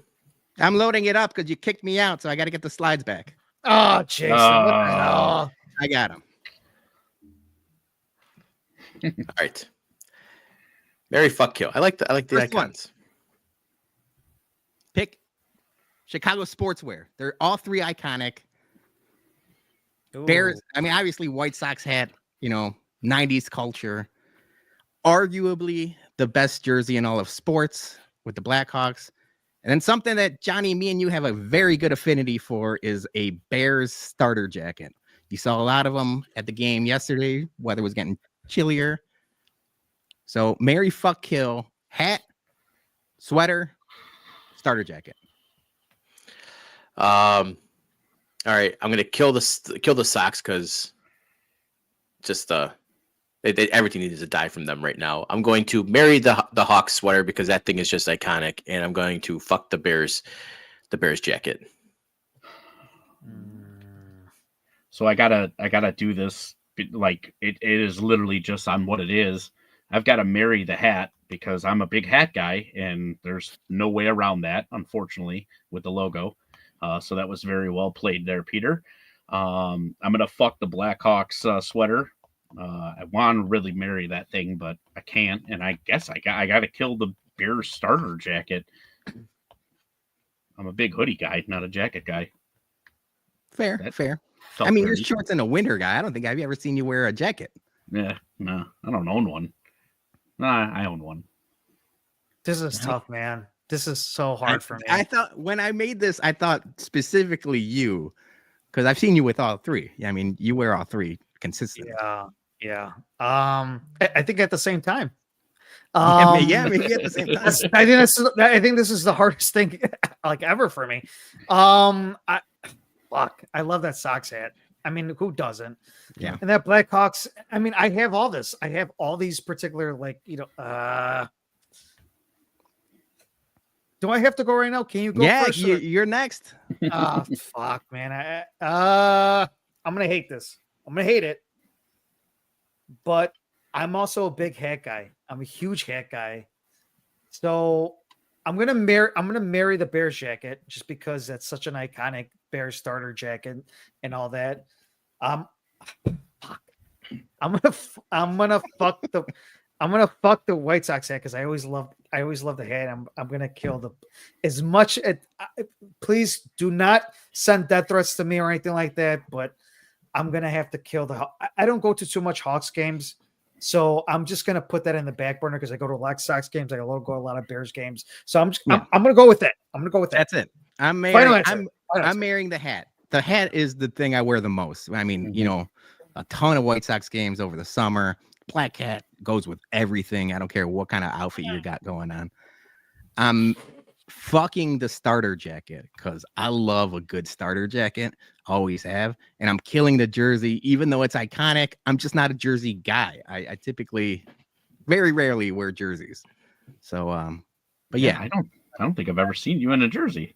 I thought it was going to be a tough one. All right. We're all Sox fans here. So I got a couple, team related. So Frank Thomas, Ozzie Guillen, Mark Burley. I mean, I tried to keep it to, our childhood and into our, adult stage in life, but I figured these are the three most iconic personalities in the last 30 years or so. Okay. I'm gonna go marry Burley. I'm gonna have to fuck Frank and kill Ozzy. Oh my God, friend of the program, Ozzy. I know. Well, I can't marry him. I wouldn't be able to understand half the shit he was saying to me anyways. Oh, what the hell? Oh my gosh, that's messed up. Damn, dude, Damn. come on. Jeez. I don't speak Spanish, so what am I supposed to do? Like his accent's too thick. You guys have a better. You guys would just speak Spanish to him the entire time. Believe, man. Yeah, believe. Damn. All right, Dougie. Yeah, I'm marrying Ozzy just for that reason. There are certain times when like I wish I didn't understand English at home. Marrying Ozzy, I'm fucking Burley because he'd probably be a good night out. So I'm fucking Burley. And I'm killing Frank Thomas. Frank Thomas was a jag when he was a player, so I'm done with him. Okay. All right. A little bit of a divorce. I see it. So guess what's going to happen? So Ozzy again, I'm going to marry Ozzy again. He bought our coach first World Series championship in so many different 88 years. I'm going to kill Burley. I love Burley. Don't get me wrong. But growing up watching Frank Thomas, the way he was hitting, he was probably one of the best hitters in the 90s. The home runs, the batting stats. He had a baseball game. He was just like just on top, like all the time. So I'm just gonna say, Frank. All right, I'm marrying Burley. I think of the three, he'd be the most fun to be married to. This guy, the slip and slide stuff, the off-roading. Burley's just a good hang. Beers, yeah. Yeah, drinking beer. I mean, Ozzy too, but I'm effing Ozzy. And then I'm killing Frank Thomas. Even though he was my favorite sock of my childhood, I will never forgive him for Big Hurt Beer. Jason, remember we Damn it! Now you have me question. Now I have to swap mine out now because we stood in line, counting the days until Benny's was selling the Big Hurt Beer. Me, you, our friend Tom, all run out and get some. Possibly the worst beer I've ever had in my life. So I cannot stand by that. We're the bourbon bumps. We also like a good 2-3 beers in our time. Big Hurt Beer was the worst, so I cannot stand it. I'm killing Big Hurt. I gotta. You know what? Now that you brought up that trauma, I have to swap my Frank and my Ozzy now. Still marrying Burley. Good argument. Thanks for bringing up traumatic experiences. All right, this one will be a fun one. Marry, fuck, kill. Jerry Reinsdorf, Virginia McCaskey, and old man Bill Wirtz. All right, immediately killing Jerry because that's 2 birds, 1 stone, right? So yeah, I'm marrying Virginia because I'm gonna marry Virginia. I'm gonna get her to put me in the will and give me the rights to the Bears. I'm going to have her hand over the Bears. I'm going to cuck her entire family, fucking cuck George. I'm getting in that will. And then after I'm in the will, I'm snuffing her out. I'm giving her the pillow treatment. So I'm going to, and then she's old, so no one's going to investigate me. She's going to be like, oh, she just died of old age. Tremendous logic there. Tremendous logic. Control of the Bears, and I can fucking tell Kevin Warren, get Arlington Heights done. I can tell Poles to fire fucking Eberflus. I can do whatever the fuck I want, and I'll do it in the name of Bears fans. And then I guess I'm doing necrophilia because I'm fucking the dead guy already. So, wow, you're pulling the Anna Nicole Smith right there. That's a good one, Dougie. All right, yeah. So I'm obviously killing Jerry. Same logic. But I am going to fuck Virginia, just so I can look George in his face and tell him that I bared the fuck down. Jesus. And then old man Warts. Yeah, I guess it is what it is with him. So marrying him. Yeah, you're gonna weaken that Birnium. Yeah. She's gonna need a couple 2-3 insures when she's done with me. So as much as we hate Jerry, I mean, I'm talking about the whole thing with the Bulls and the Sox and stuff like that. it was a lot of good times with the Bulls. A lot of, we got that one championship and stuff like that. But I'm gonna say I'm gonna marry Jerry. I'm gonna fuck Virginia. Wirtz was a terrible fucking owner as well too. Yeah, terrible. Like, he was the originator. He was the OG of not showing games on TV. Like, he was the one who started the whole fucking thing at all, and he was just not a good person at all. So I'm gonna kill him. I'm just gonna say Leonidas is killing. He is He is on a roll right now. Who likes gum jobs? Holy moly. I'm killing Virginia. The sooner the better. I'm killing Virginia McCaskey. I'm shockingly marrying Jerry. Oh, wow. Only because I guess we could talk 90s Bulls together.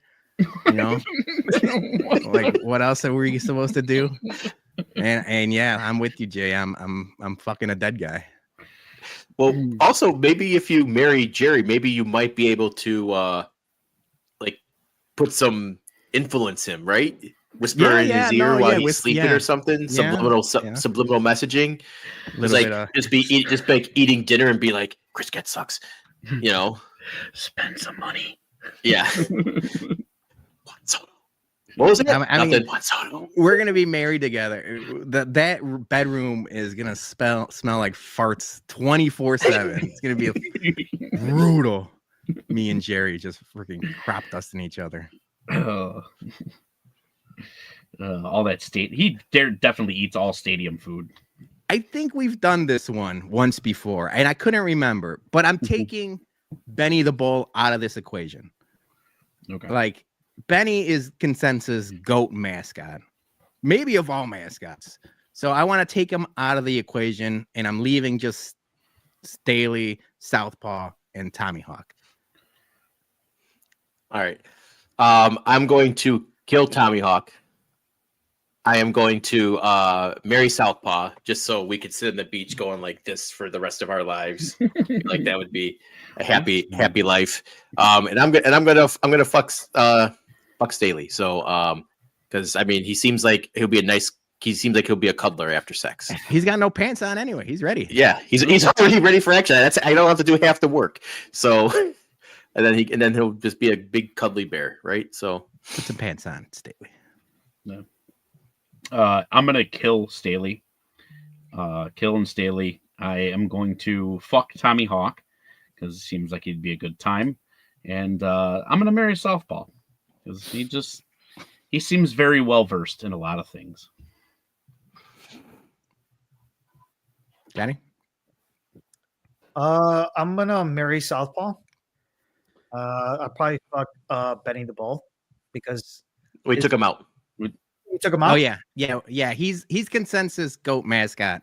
Okay, so I wanted to take him out of the equation. He's a very good time. All right. Yeah. Well, I'll marry Staley.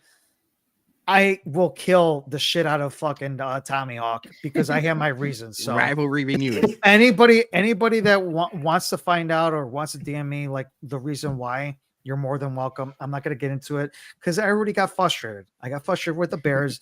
I'm not going to take my time to build up my blood pressure after what this motherfucker did. So we're done with this. Okay, let's move on to the next one. All right. We'll move on to the next one. I'm with you though. I'm killing Staley. I'm marrying Southpaw.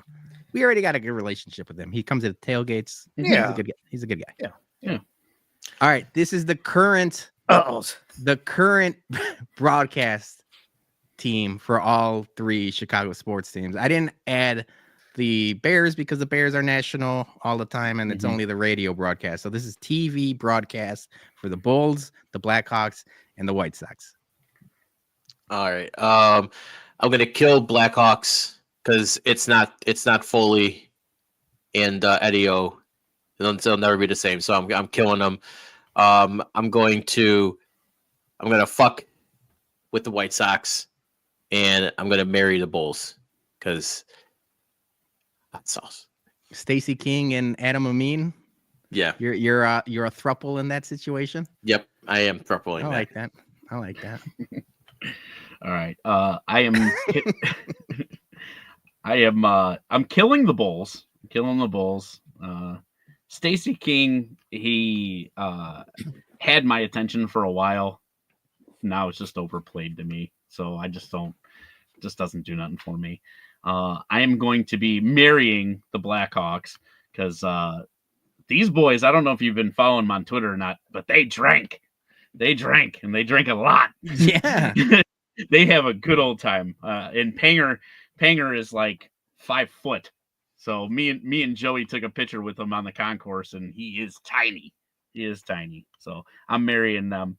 And yeah, I'll fuck with the White Sox announcers because they fucks with us. I'm kind of in the same boat with Jason about the Blackhawks. I mean, it's kind of like a breakup with Eddie O, and just like, it's not the same. You know what I'm saying? It's just not the same. We had a different relationship. It's just not the same. So I'm gonna kill the Blackhawks broadcast. I will marry Steve Stone and Triffin, just because, like I said, they've been nice to us and stuff like that. So, and obviously, I got no issues with them whatsoever. And Stacey King, Amin, like he gradually, like he started with, I think he started with ESPN 1000, right? Like he started like his tenure with 1000, and he moved up, and now he's doing the broadcast with the NFL, and he's kind of like all over the place. Like he's doing really well. So I'm gonna say I'm gonna fuck Stacey King and Amin. Hot sauce. All right, so I'm with you guys. I mean, besides Dougie, but Rick Ball and Darren Pang, they've been doing a good job. They're the new kids on the block. They've been doing a good job. I've enjoyed their broadcast so far, but I'm killing them. I'm marrying Adam Amin and Stacey King because they've been doing it the longest. They've been together at the hip for a while now, and I feel like I just blend in with that. And I'm fucking Shriffen and Stone Pony, because if you remember Stone Pony back in his young days, his Playgirl days, and if you guys, Whiskey at Comiskey Lot B, Shriffen was, all of the ladies love Shriff. So me, Steve Stone, and Shriffen, we're just gonna be growling, rah rah rah, all the time. Oh, so you like the sounds? You like the sounds that are gonna come out? Yeah, we're gonna make all kinds of animal noises. Okay. Gotcha. All right, so this is radio now. We went broadcast. It's just a tough one. Now we're going radio. So we got Watto and Sylvie, Carmen and Yurko, and Spiegel and Holmes, which is Holmes and Spiegel have been around forever, but they're now new because of what's been the shakeup at the score. All right, so I'm gonna kill Spiegel and Holmes. I feel like if I married them or fucked them, they might just be a little too monotonous for me. I love, and that's not saying anything. I love Lawrence Holmes as a sports commentator. Yeah, he's awesome. But yeah, he's awesome at that. But I don't know if I could put up with him for the rest of my life. I'm gonna marry Carmen and Yurko, because me and Carmen would just be drinking bourbon all day, getting drunk, and then I'm fucking Watto and Sylvie. I think that's the play right there. That is absolutely the play. I have no notes. That is it. But I would like to say Spiegel is a complete psycho for button his top button in this photo. I know, right? I thought maybe it gave a little bit of Cholo vibes, but not from Spiegel. Yeah, just weird. Same answer, Johnny, Dougie? Yeah, I think you nailed it. I think we're consensus. I think we're all consensus on this one. That was exactly how I was going to go on it. Yeah. All right. Rodman, Pippen, Jordan. I think this one's pretty easy for me as well. I'm marrying the GOAT. I want to be in that will. I want the billions given to me. I'm fucking Rodman because we're gonna go to Vegas. We're just gonna get a lot of hookers and blow. And I'm killing Scotty because what the fuck, man? You just won't shut the fuck up, and you keep on running your mouth, and loose lips sink ships, right? So he's out. Yeah. Yep. Yeah. Again, that is a flawless analogy. But I'm gonna kill Scottie Pippen twice because of his shitty whiskey. His whiskey is terrible. digits. You're not messing with the digits. Mm-mm. It should taste like it was brewed with fingers. Johnny. Yeah, plus financially, he's just not good with his contracts and all that. So yeah, definitely got to kill Scottie Pippen as well. Too. Yeah, no I tip think and Pippen, no tip and Pippen as well too. That's the obvious answer. You can't be fucking or marrying Pippen because he's not going to give you no money. And if you do break up, he's going to be freaking ratting you out and spilling all the gossip rags. You're going to be on TMZ and Perez Hilton and all that bullshit. Like you can't risk that with Pip. So yeah, he's got to be out. Yeah. Yeah, I think we're consensus on I think on this one as well. Good. All right. Now we'll go 90s Bulls, like 2010s Blackhawks or 05 White Sox. Wait, so 2010s decade. I thought you meant like 20. Yeah, so 20 or like aughts or whatever you want. No, not aughts. But you got to say the 2010s. dynasty. The dynasty, yeah. 10 to 15, that whole period. Okay. All right, I'm marrying the Bulls dynasty because that's still one of the greatest dynasties of all time. I'm fucking the Blackhawks dynasty because they gave me a good time, but it wasn't for a long time. And then I'm killing the Sox because you ghosted me after a good night. You one night standed me. You must die. All right. I am going to kill the Bulls championships. I was so young. Like I've said before in the past, I was so young and I just thought all Chicago sports were great. You know, like all we're doing is winning. Like, you know, like I had just gotten into sports and we're winning, untouchable. And then there was just that lull of nothing. So they just kind of ruined sports fandom for me because I was craving that championship. And then I'm gonna fuck the White Sox win because it was only one. It was a one night stand. That was it. I am marrying this Hawks dynasty.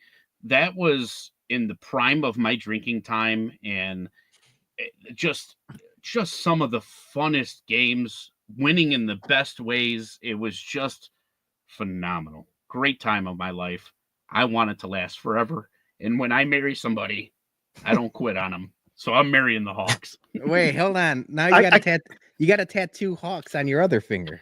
Yeah, right. Yeah, I should. I was gonna say Mary and then Hawks. It sounded like Dougie was getting very emotional. He was getting emotional.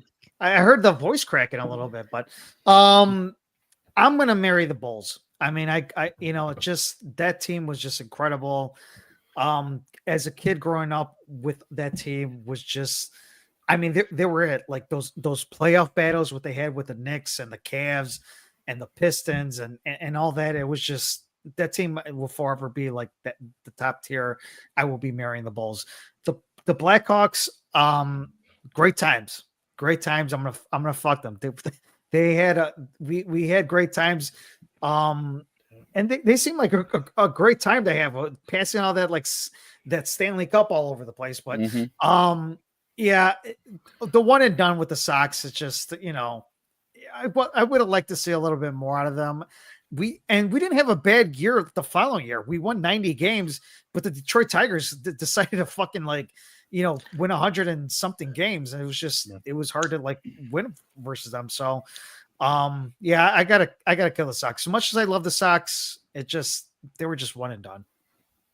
Yep. Yeah, I'm with you. I mean, I love the 90s Bulls forever. So I'm marrying the 90s Bulls, fucking the Blackhawks. When we were, that was prime drinking years, like you mentioned. It was a fun ass time. Yeah, I'm killing the Sox, even though we love the Sox. That was lightning in a bottle. Like you can't trust that. You don't know if it's gonna come back. Like that might never come back. No. All right, we got two more. This one I wasn't sure of. I thought I had like 3 decent ones, but then I was thinking of athlete or like Chicago sports figure restaurants or like places. But the third one kind of, so it's Harry Carey's, it's Ditka's, and it's Michael Jordan's Steakhouse or Michael Jordan's restaurant.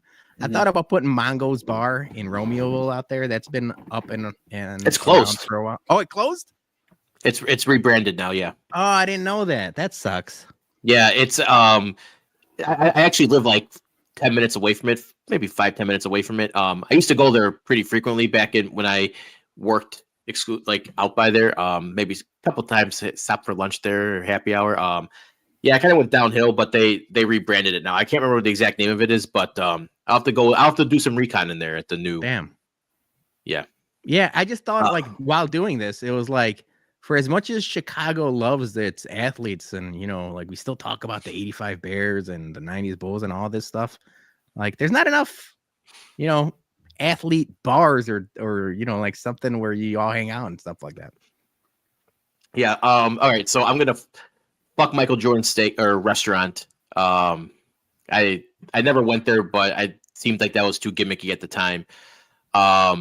I'm gonna fuck Harry Carey's because they got good food. I've been there had a birthday there, but Ditka's I'm marrying that. That restaurant still holds up after all these years. Went there for birthday. I think it was for my wife's birthday last year. We went there and still a fucking good time. Food's great, steaks are great, drinks are great. So yeah, marrying Ditka's. Hell yeah. I'm marrying Ditka's.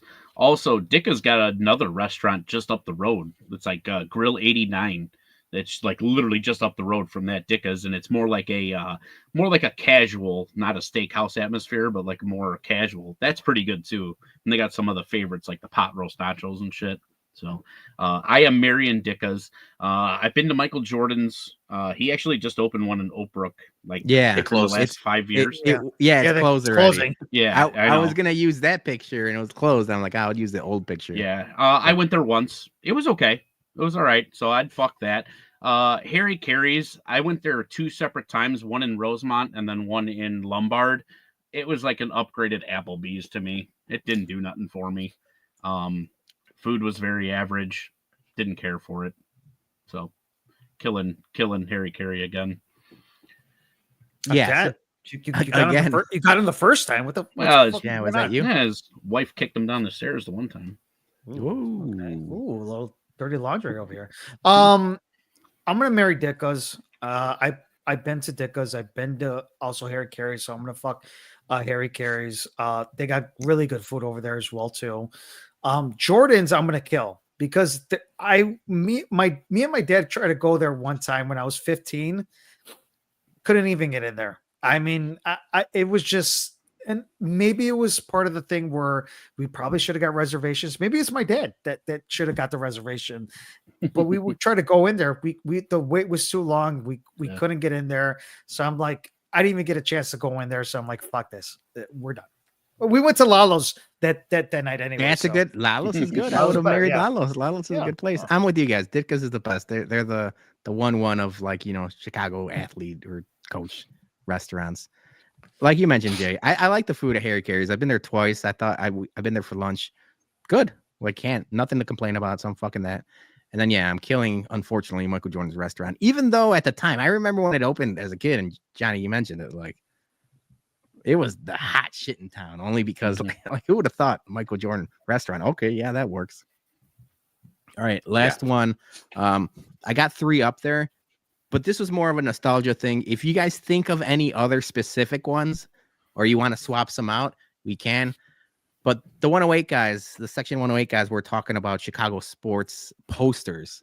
And they talked about the one with Jordan and Andre Dawson and Walter Payton. I'm like, those fucking posters when we were kids were awesome. So these are the 3 I remember. The Jordan's wing poster, the Black and Blues Brothers, and the Junkyard Dogs. But realistically, there's like 10 posters from our childhood, just Chicago sports that we can think of. So even if you don't want to answer, just if you think of something, if you had on your bedroom wall or locker or anything like that, let me have it. All right, so I'm gonna kill the Junkyard Dogs one. I'm gonna fuck the Black and Blues Brothers, and I'm marrying the Jordan. I had a Jordan poster. It was similar, but it wasn't that one. But I had one in my room for my whole childhood too. So marrying that one. I'm gonna fuck the Jordan. The Junkyard Dogs was one of the ones that we had in our basement. So I'm marrying that. Black and Blues Brothers, nothing too much for me. One that stands out in my childhood was when the United Center was built, the Blackhawks rebranded themselves as Cold Steel on Ice. Oh, And yes. That's a good one. There was a dope poster of like them like cutting ice or whatever, and it was really cool, done in like metallic and stuff like that. That was pretty cool. I actually have one right over here by me. I'm gonna grab it real quick. You guys can keep talking, but it was one of my favorite Frank Thomas posters. Okay.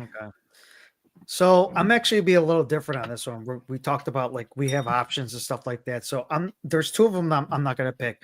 One of the Junkyard Dogs, I actually have this poster. I have to get it framed. I found it at a vintage shop up in Volo. So I still have this. I just got to get it framed in mint condition. It has got the background. So I'm gonna fuck that Junkyard Dogs one. My dad had that same one, and I love that poster since I saw it when I grew up. So I'm gonna fuck that one. The one I'm gonna marry is Peter, it's one that you have. And it's that shot where Jordan's dunking at the All-Star game. The All-Star game, the free throw line dunk. The free throw line. Yeah. That is an iconic poster. I like that one better than this particular one that you have up here. I just thought that was a little bit more iconic. And then fuck. I don't want to fuck anything because I have three good ones. I have really I'm gonna fuck. Okay, listen. You can marry all three. Yeah, nobody makes the rules. Yeah, I'm gonna kill the black and bruise with it. I do like that one, but there's another poster that I want to put out there. Is there was one where they had Jim McMahon and Walter Payton, where they were both like the Miami Vice was like a Chicago Vice one. I don't know if you remember that one. Yes, that was a very good poster. That was good. Yeah. I'm marrying any Jordan poster like you mentioned. I had one. I like that, but then I'm fucking the Junkyard Dogs one. I feel like all these posters are like something like our uncles or dads had in their garage, like growing up as a kid. I feel like everyone had these posters. Yeah. So yeah, they're just like a part of nostalgia. Dougie, I love it. Yeah. So this is a cool poster. So it's got like metallic all right in here and everything like that. It's pretty dope. It says Big Hurt. You gotta get that frame, buddy. It's like in cardboard. But it's like it's numbered to 10,000. So this was 694 of 10,000. He makes a better poster than he does a beer. Yeah. That's true. All right, so that's all for the Mary Fuck Kills. That was it. All right. Good job. That was great. Yeah, good selections, dude. All right. We are running long today, but because we still got to bum some people here. So now let's go. I think he's a bum. I think he's an absolute bum. You call me a bum? My man, I take that with pride, with honor, that I'm a bum. I'm the king of the bums, baby. Because you're training like a damn bum, you know that? Bum. A bum. Bum.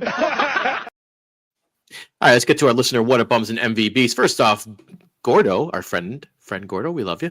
Bum of the week, the Bears. Yep. MVB, Bologna, and me for going to the Bears game, and MVB for you, Gordo, for generously.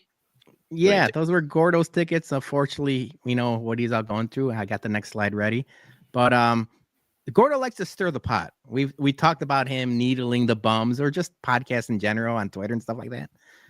It was like third quarter of the Bears game yesterday, and I text Gordo and I told him this was somehow an elaborate prank to just piss Jason and myself off. Like he knew the Bears were gonna be dog shit, and he's like, I'm not sitting through that stuff. Have my tickets, and you guys be pissed off. So thank you, Gordo, but this is somehow a prank. I'm convinced of it. Yeah. So this is like we mentioned the last couple episodes. This is the slide to help Gordo. He's going through heart surgery soon. It's coming up soon. And that's the Venmo that you could help him out with all his medical bills. If you need the Zelle information, we could DM you his information. So just hit us up on Twitter or Instagram or anywhere where you could find us. Joey P, bum of the week, George McCaskey for allowing his grandfather's franchise to become a joke. I should have never held the door open for him yesterday. We told you that. We should have. You should have tripped him, swirled him, hit him in the face, something. You were too nice. Too nice to that asshole. And look what he did to you. He made you miserable. Mhm. MVB Mexico for always spoiling us with a great time while on vacation. He always comes back with the haul, and it looks good always when all the tequila he brings back. Hell yeah. I gotta keep it moving here. Next up, our friend Jose, MVB, his wife, and Sandy P for not making the Joey P. And I sleep on the couch after having them watch that embarrassing loss. Bum of the week, me for loving the Bears and still having hope versus Green Bay. There's no hope. That's hope is. I mean, I love the optimism for you, my man, but I might not even watch to tell you the truth. There's got to be something we can do. Take a sabbatical or something. Clean the gutters. Clean the gutters, rake the leaves. Something's better. Anything's better than the Bears. Yep. And Jose's wife, Stephanie, MVB for all of the Chicago Bears fans for sticking around and ready to watch them play the Packers on Sunday. Yeah, we left. King S, MVB, Steve Niss and his co-director for killing the film festival game with their beautiful film Never Not Yours. Yeah, that's on the watch list for me. Bum of the week, the Chicago Bears culture of not making any moves in season. Yeah, got to break that. You got to break that tradition. The tradition stank. Yep. Sockside Boys, bum of the week, the McCaskies in their pride and never firing their coach mid-season. Got to change it. We talked about it earlier. Shit's broken. Also, MVB from Sockside Boys, me, to alcohol, the cause of and solution to all life's problems. I got the poster in my basement. It's the first thing you see when you come down my steps to the basement. Let you know what you're getting yourself into. It's a good quote. My wife hates that. My wife hates that poster. Really? She hates it so much. Man, that stinks. That's a great quote. Yeah, it's a great quote. Not necessarily home decor. I understand her that way, but that's why it's in the basement. It's a bar. It's in the basement. No big deal. Yeah. Jeff Bartlett, MVB, the Blackhawks were saving yesterday. Yes, they did. Mm-hmm. Good overtime win. Yeah, that's it. No Mailman Jack this week. He texted he's unavailable, but he said he'll get his next week. So he apologizes. He had a day off today. Mailman Jack, no mail on Veterans Day. So enjoy your day off. He took a day off from the bums MVBs. Damn. That's cool. All right, let's get to our bums and MVBs to close the show. Peter, we're gonna start with you because you didn't have one, but did you think of one? No, yeah, I did have so MVB, 2 MVBs, and it's obviously Gordo for the tickets to yesterday. I talk about it all the time, even when we complain about ownership and the stadium and everything else. It's hard to turn down Bears tickets because you never know when you're gonna get them again. And we appreciate. He said, I offered him money. He's like, no, it's your birthday. You've been good to us. And so I appreciate Gordo. And then Aloha, Mr. Hand, Pete DM'd or text, and he's like, hey, I got two passes to the Midway Club. Yeah. And I'm like, okay, cool. So he sent them over. So I want to say thank you to Pete as well.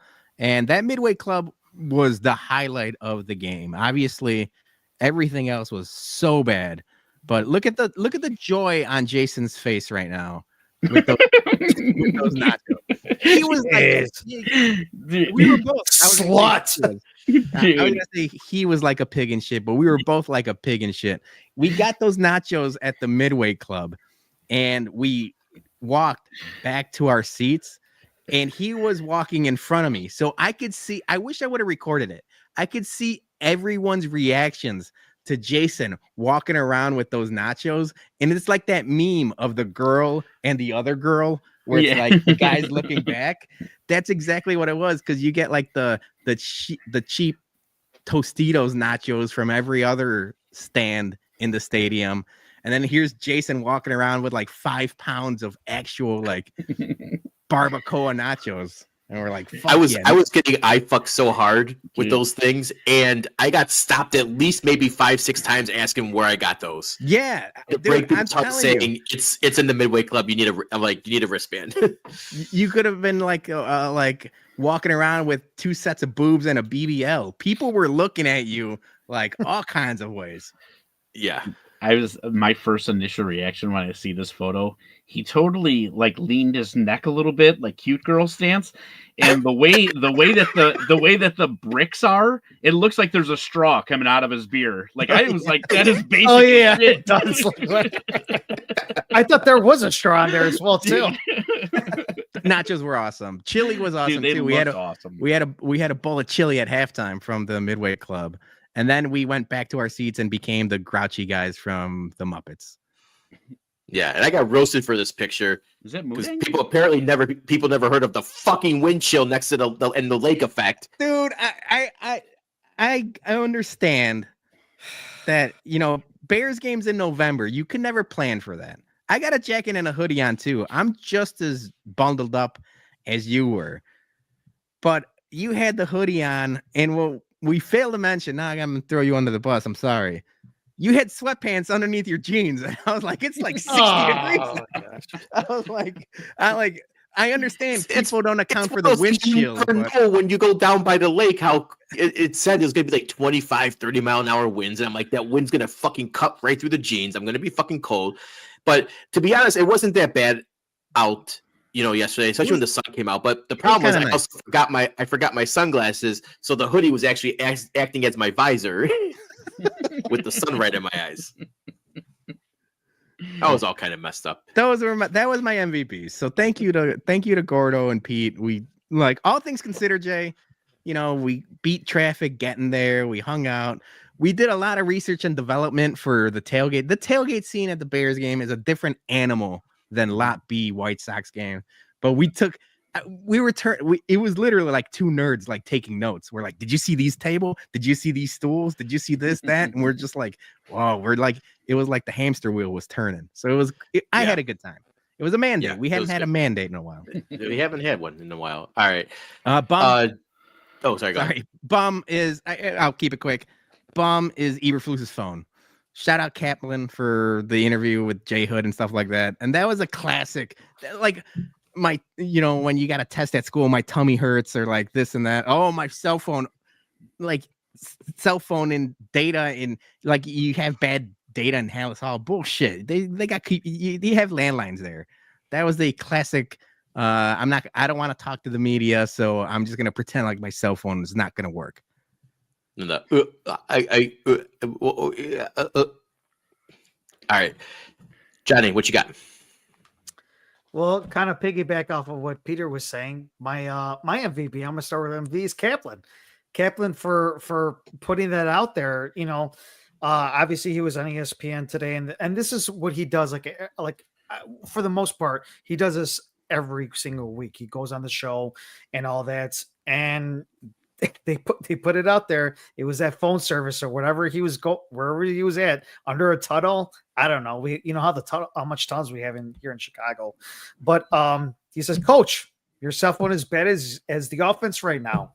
He put that out there. Kaplan has been one of the people who had been grilling Eberflus more than anybody in the Chicago media and been doing it like just literally right in front of him. So for Kaplan, like, I mean, I like Kaplan here or there. Like, I can't have so much of him, but like, I think he's doing an excellent job of going straight after him with some of these other people from the journalists and all that. They might be asking him tippy-toeing and all that. Kaplan's going straight out there and just pretty much roasting him. So I'm going to say MVP for Kaplan. My what a bum is Commanders fan. So this Commanders fan went to a game and he thought that he was going to get primo seats, good seats. He says, I don't know. I'm not going to lie. I don't know if I should be more mad at SeatGeek or the Commanders field for this. So, I'll try to show the first picture. So at SeatGeek, they showed this picture. That's like where he's supposed to sit at. That's where he's supposed to sit at. Beautiful shot of the field. Gorgeous. Good seats. Gorgeous. Great seats. Great seats. That's not what he got. This is what my man got. that classic view. That classic view. He got the 108 pole right in front of him. So he could not see what was going on, and he got fucking rightfully so. I mean, if they're advertising it as like this is where you're gonna sit, I mean, for the most part, if you're not very familiar with the seating system and all that, you want to know where you're gonna sit. You want to know that you're not gonna be something's blocking your view and all that. And they did my man wrong. So for the Commanders and SeatGeek, I'm gonna put both of them. They're both my bums for doing my guy wrong for that game. All right, Dougie, what do you got? All right. So I am going to start off with my bums. I am going to bum United Airlines. Okay. United Airlines. My mom recently got sick on vacation and she had to cancel a bunch of flights, reschedule a bunch of flights. And I totally get that. You know, there was a whole bunch of like me paying fees and paying rebooking fees and all this other stuff. I get it. I understand. What I am bumming them for is they made her take out 0.1 ounce out of her bag because they wanted to charge her. They wanted to charge her an extra $100 because her bag was 50.1. 50 pounds, 1 ounce. They wanted to charge her an extra $100. What is going on with this world? Where is the human decency in this world? What has it gone to? I mean, seriously, you get up there and it's 1 ounce over. Are you having that bad of a day that you got to make somebody grab 1 ounce out of their bag? Terrible. Terrible. Get some cup holders in your damn stadium. You guys suck. That's bad on you, United. Bad on you. That's tough. So she end up just putting 2 pairs of socks on? Dude, what was the move? I think she had like a magazine in her thing. Yeah. She just took it and threw it out. Gosh. You know, I mean, it was just she just said that the lady was having a terrible day, you know, like rude right out of the gates. And, you know, unfortunately, my mom's not one of those people that's confrontational or anything like that. She's just, you know, she just let it go and took the magazine out and threw it away and whatever. My second bum of the week, I'm just going to call this guy the milk guy. Okay. So I go to Aldi's. Yeah, I go to Aldi's or whatever because, you know, hey, trying to save $1 in this economy, you know. Aldi's great. Aldi's. Yeah. Aldi's is great. Yes. Love shopping at Aldi's. Mm-hmm. I get there and I'm going through my whole thing and they are completely out of whole milk. And I'm like, I just don't get it. Like I couldn't understand. I'm like, they always have like pallets and pallets of this shit, right? It's because this fucking dude, this is the second cart. This dude bought 2 carts of milk. Okay. He's got his store tag on from another store. So he is buying milk at Aldi's to go sell it at another store. I've seen this. That shit it's like it's either illegal. A gas station or a convenience store, and I don't want to pigeonhole, but that's what happens. Is like you end up seeing store-bought milk at the other places because it's cheaper than them going to Sam's Club or like, you know, the restaurant Costco or something like that. Or getting a service, you know. But yeah, I was so pissed off because I had to stop at another store or whatever to go buy milk because, you know, kids need milk. Yeah, so this milk guy, I hope he's lactose intolerant. I like that you're taking pictures. We all need to be taking public shaming to put them on the podcast. Shame. First thing Dougie thought of was, let me get this phone out so we could bum him on my podcast on Mondays. That's good. That's good effort. You should have took one of the milks. You should have just took it right out of his cart. Yeah, you should have bought it from there. Hey man, you should have given like what's he gonna do? Give him a $5. Buy your milk. You don't have to go somewhere else. John. Black market milk. Yeah, just buy the milk there. Because then next thing you know, he's going to be selling them out of the back of his van at Aldi. You know, they ain't got none inside. Why don't you buy it from me? You know, fuck that guy. Shit. All right, I'm taking this. Oh, sorry. Go ahead. I got my MVBs. So my MVBs are going to be very Blackhawks heavy. Okay. My first MVB goes out to the Blackhawks. They selected Madison Fresh as the kid captain of the game. She was able to go down onto the bench before warmups, got to sit down there, watch them prep the whole thing with the Zamboni, all that good stuff. And then she got to watch warmups, give fist knucks to all the players, talk to players, and she got an official game puck that one of the coaches gave her, and they treat her like absolute gold. One of the guys actually took my wife's phone and took this video.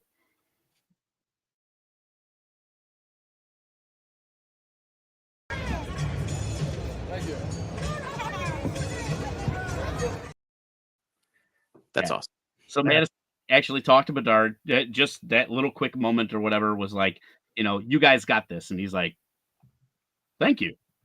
Now, the funny part is Dickinson decides that he's going to stretch in front of Madison and start doing all the stretches and engage in conversation. This did not go well for Dickinson. Okay? Put him in a blender. You know how Madison is. She's very candid and talks her talk. So her and Dickinson are going back and forth. And he's like, well, he's, like, oh, that's all cool. And he goes, who's your favorite player? She's like, Bedard. He goes, of course he is. And she just goes, be better. The look on his face was just like, hell yeah. That's amazing. Better. Yeah. I don't know how she came up with that, but whatever. Second MVP is going to go out to Joey P. Joey P was in Mexico. I was able to bring the grandparents with, so they were able to watch this whole thing. I used his tickets. Shout out to him and Sandy P. Those guys are my MVPs for giving me those tickets. Really appreciate that. Last but not least goes out to my captain, Nick Foligno. Nick Foligno didn't get as much press as he should have on this fucking burn. He burned this new network so terribly in the post-game press conference at that Red Wings game. I can't believe nobody's talking about it. Nobody's talking about it. They asked him what's he going to do about having disappointing games at home, and he goes, we really need to work on getting our game plan better at home, especially when people can't watch on TV. Big fucking jab, big shot. Absolutely love it. That is my captain. Love it. All right. Okay. Yeah. Good stuff. Good stuff. All right, I'm taking us home. No MVP for me this week. But my bum is the United Center.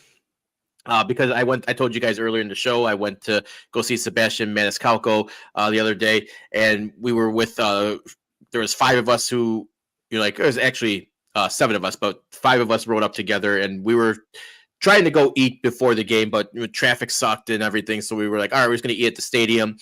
My man's Dougie, he sent the list of all the places that we could have, ate at the United Center. All of them are fucking closed. They don't open up unless it's a Blackhawks game or a fucking Bulls game. All the are closed. All the fucking good restaurants. You want to eat at a non-Hawks or Bulls game, you better want a grab and go or a fucking hot dog. And a $12 hot dog at that. Then buy with your fucking $18 or $20 beers that you want. So overpriced concessions that are limited to the fucking basics when they have all those great restaurants at United Center. They spend all this money remodeling, adding all these amenities. Yeah. They're not even fucking open for non-Hawks and Bulls games. So bum of the week, United Center. Fucking you wanna make more money? Fill your fucking concessions up. I can't believe that. I really can't. I mean, I can't even think about what the mindset of it is. Because, if they're doing it for sold out Blackhawks games, it's going to be the same crowd flow. Yeah, no, we went, the first place we went to was right off. It was the Little Goat Taqueria. Yeah. No food, just drinks. The chicken place behind it closed, and we're going up and down. Everything's fucking closed except for 1 or 2 main concession stands that everyone was funneled into. Brutal. And if once you got to the 300 level where we were sitting, it was all the Amazon grab and go spots. So you wanted shitty ass nachos or a fucking shitty ass hot dog. That's what you got. So fuck you, United Center, and fuck you, Jerry, for I don't know if that's a Jerry thing or if it's a artist thing or operator. I don't know, but you're gonna have events at United Center, and you're gonna advertise your amenities. You better make sure they're open. Can I ask you? I got to ask you a quick question. What'd you do with your drink during the show? I held it because there's no cup holder, Okay, all right. Just figured I'd ask. Thanks. and then I threw it under my seat because I wasn't about to get up in the middle of the row. Let that 18-year-old kid clean it up. All right, that's our show for tonight. Thanks to everyone who joined. Who's one quick again shout out to all the veterans out there who. yes, who, thank you, Johnny. I totally forgot. served- MVP is the veterans. MVP is the veterans. Consensus. Yes. Yep. Consensus Consensus. MVP. Yes. Except Thank you, for Johnny. Sam. You All of them except for Sam. Yeah. Yeah. I know a guy that Yeah. looked like him that defended the Mount Rushmore one time. We're just kidding. Sam. all right. That's our show, guys. Thanks. We'll see you on Friday for Bums Happy Hour. Until then, everyone stay safe. We love you. Goodbye.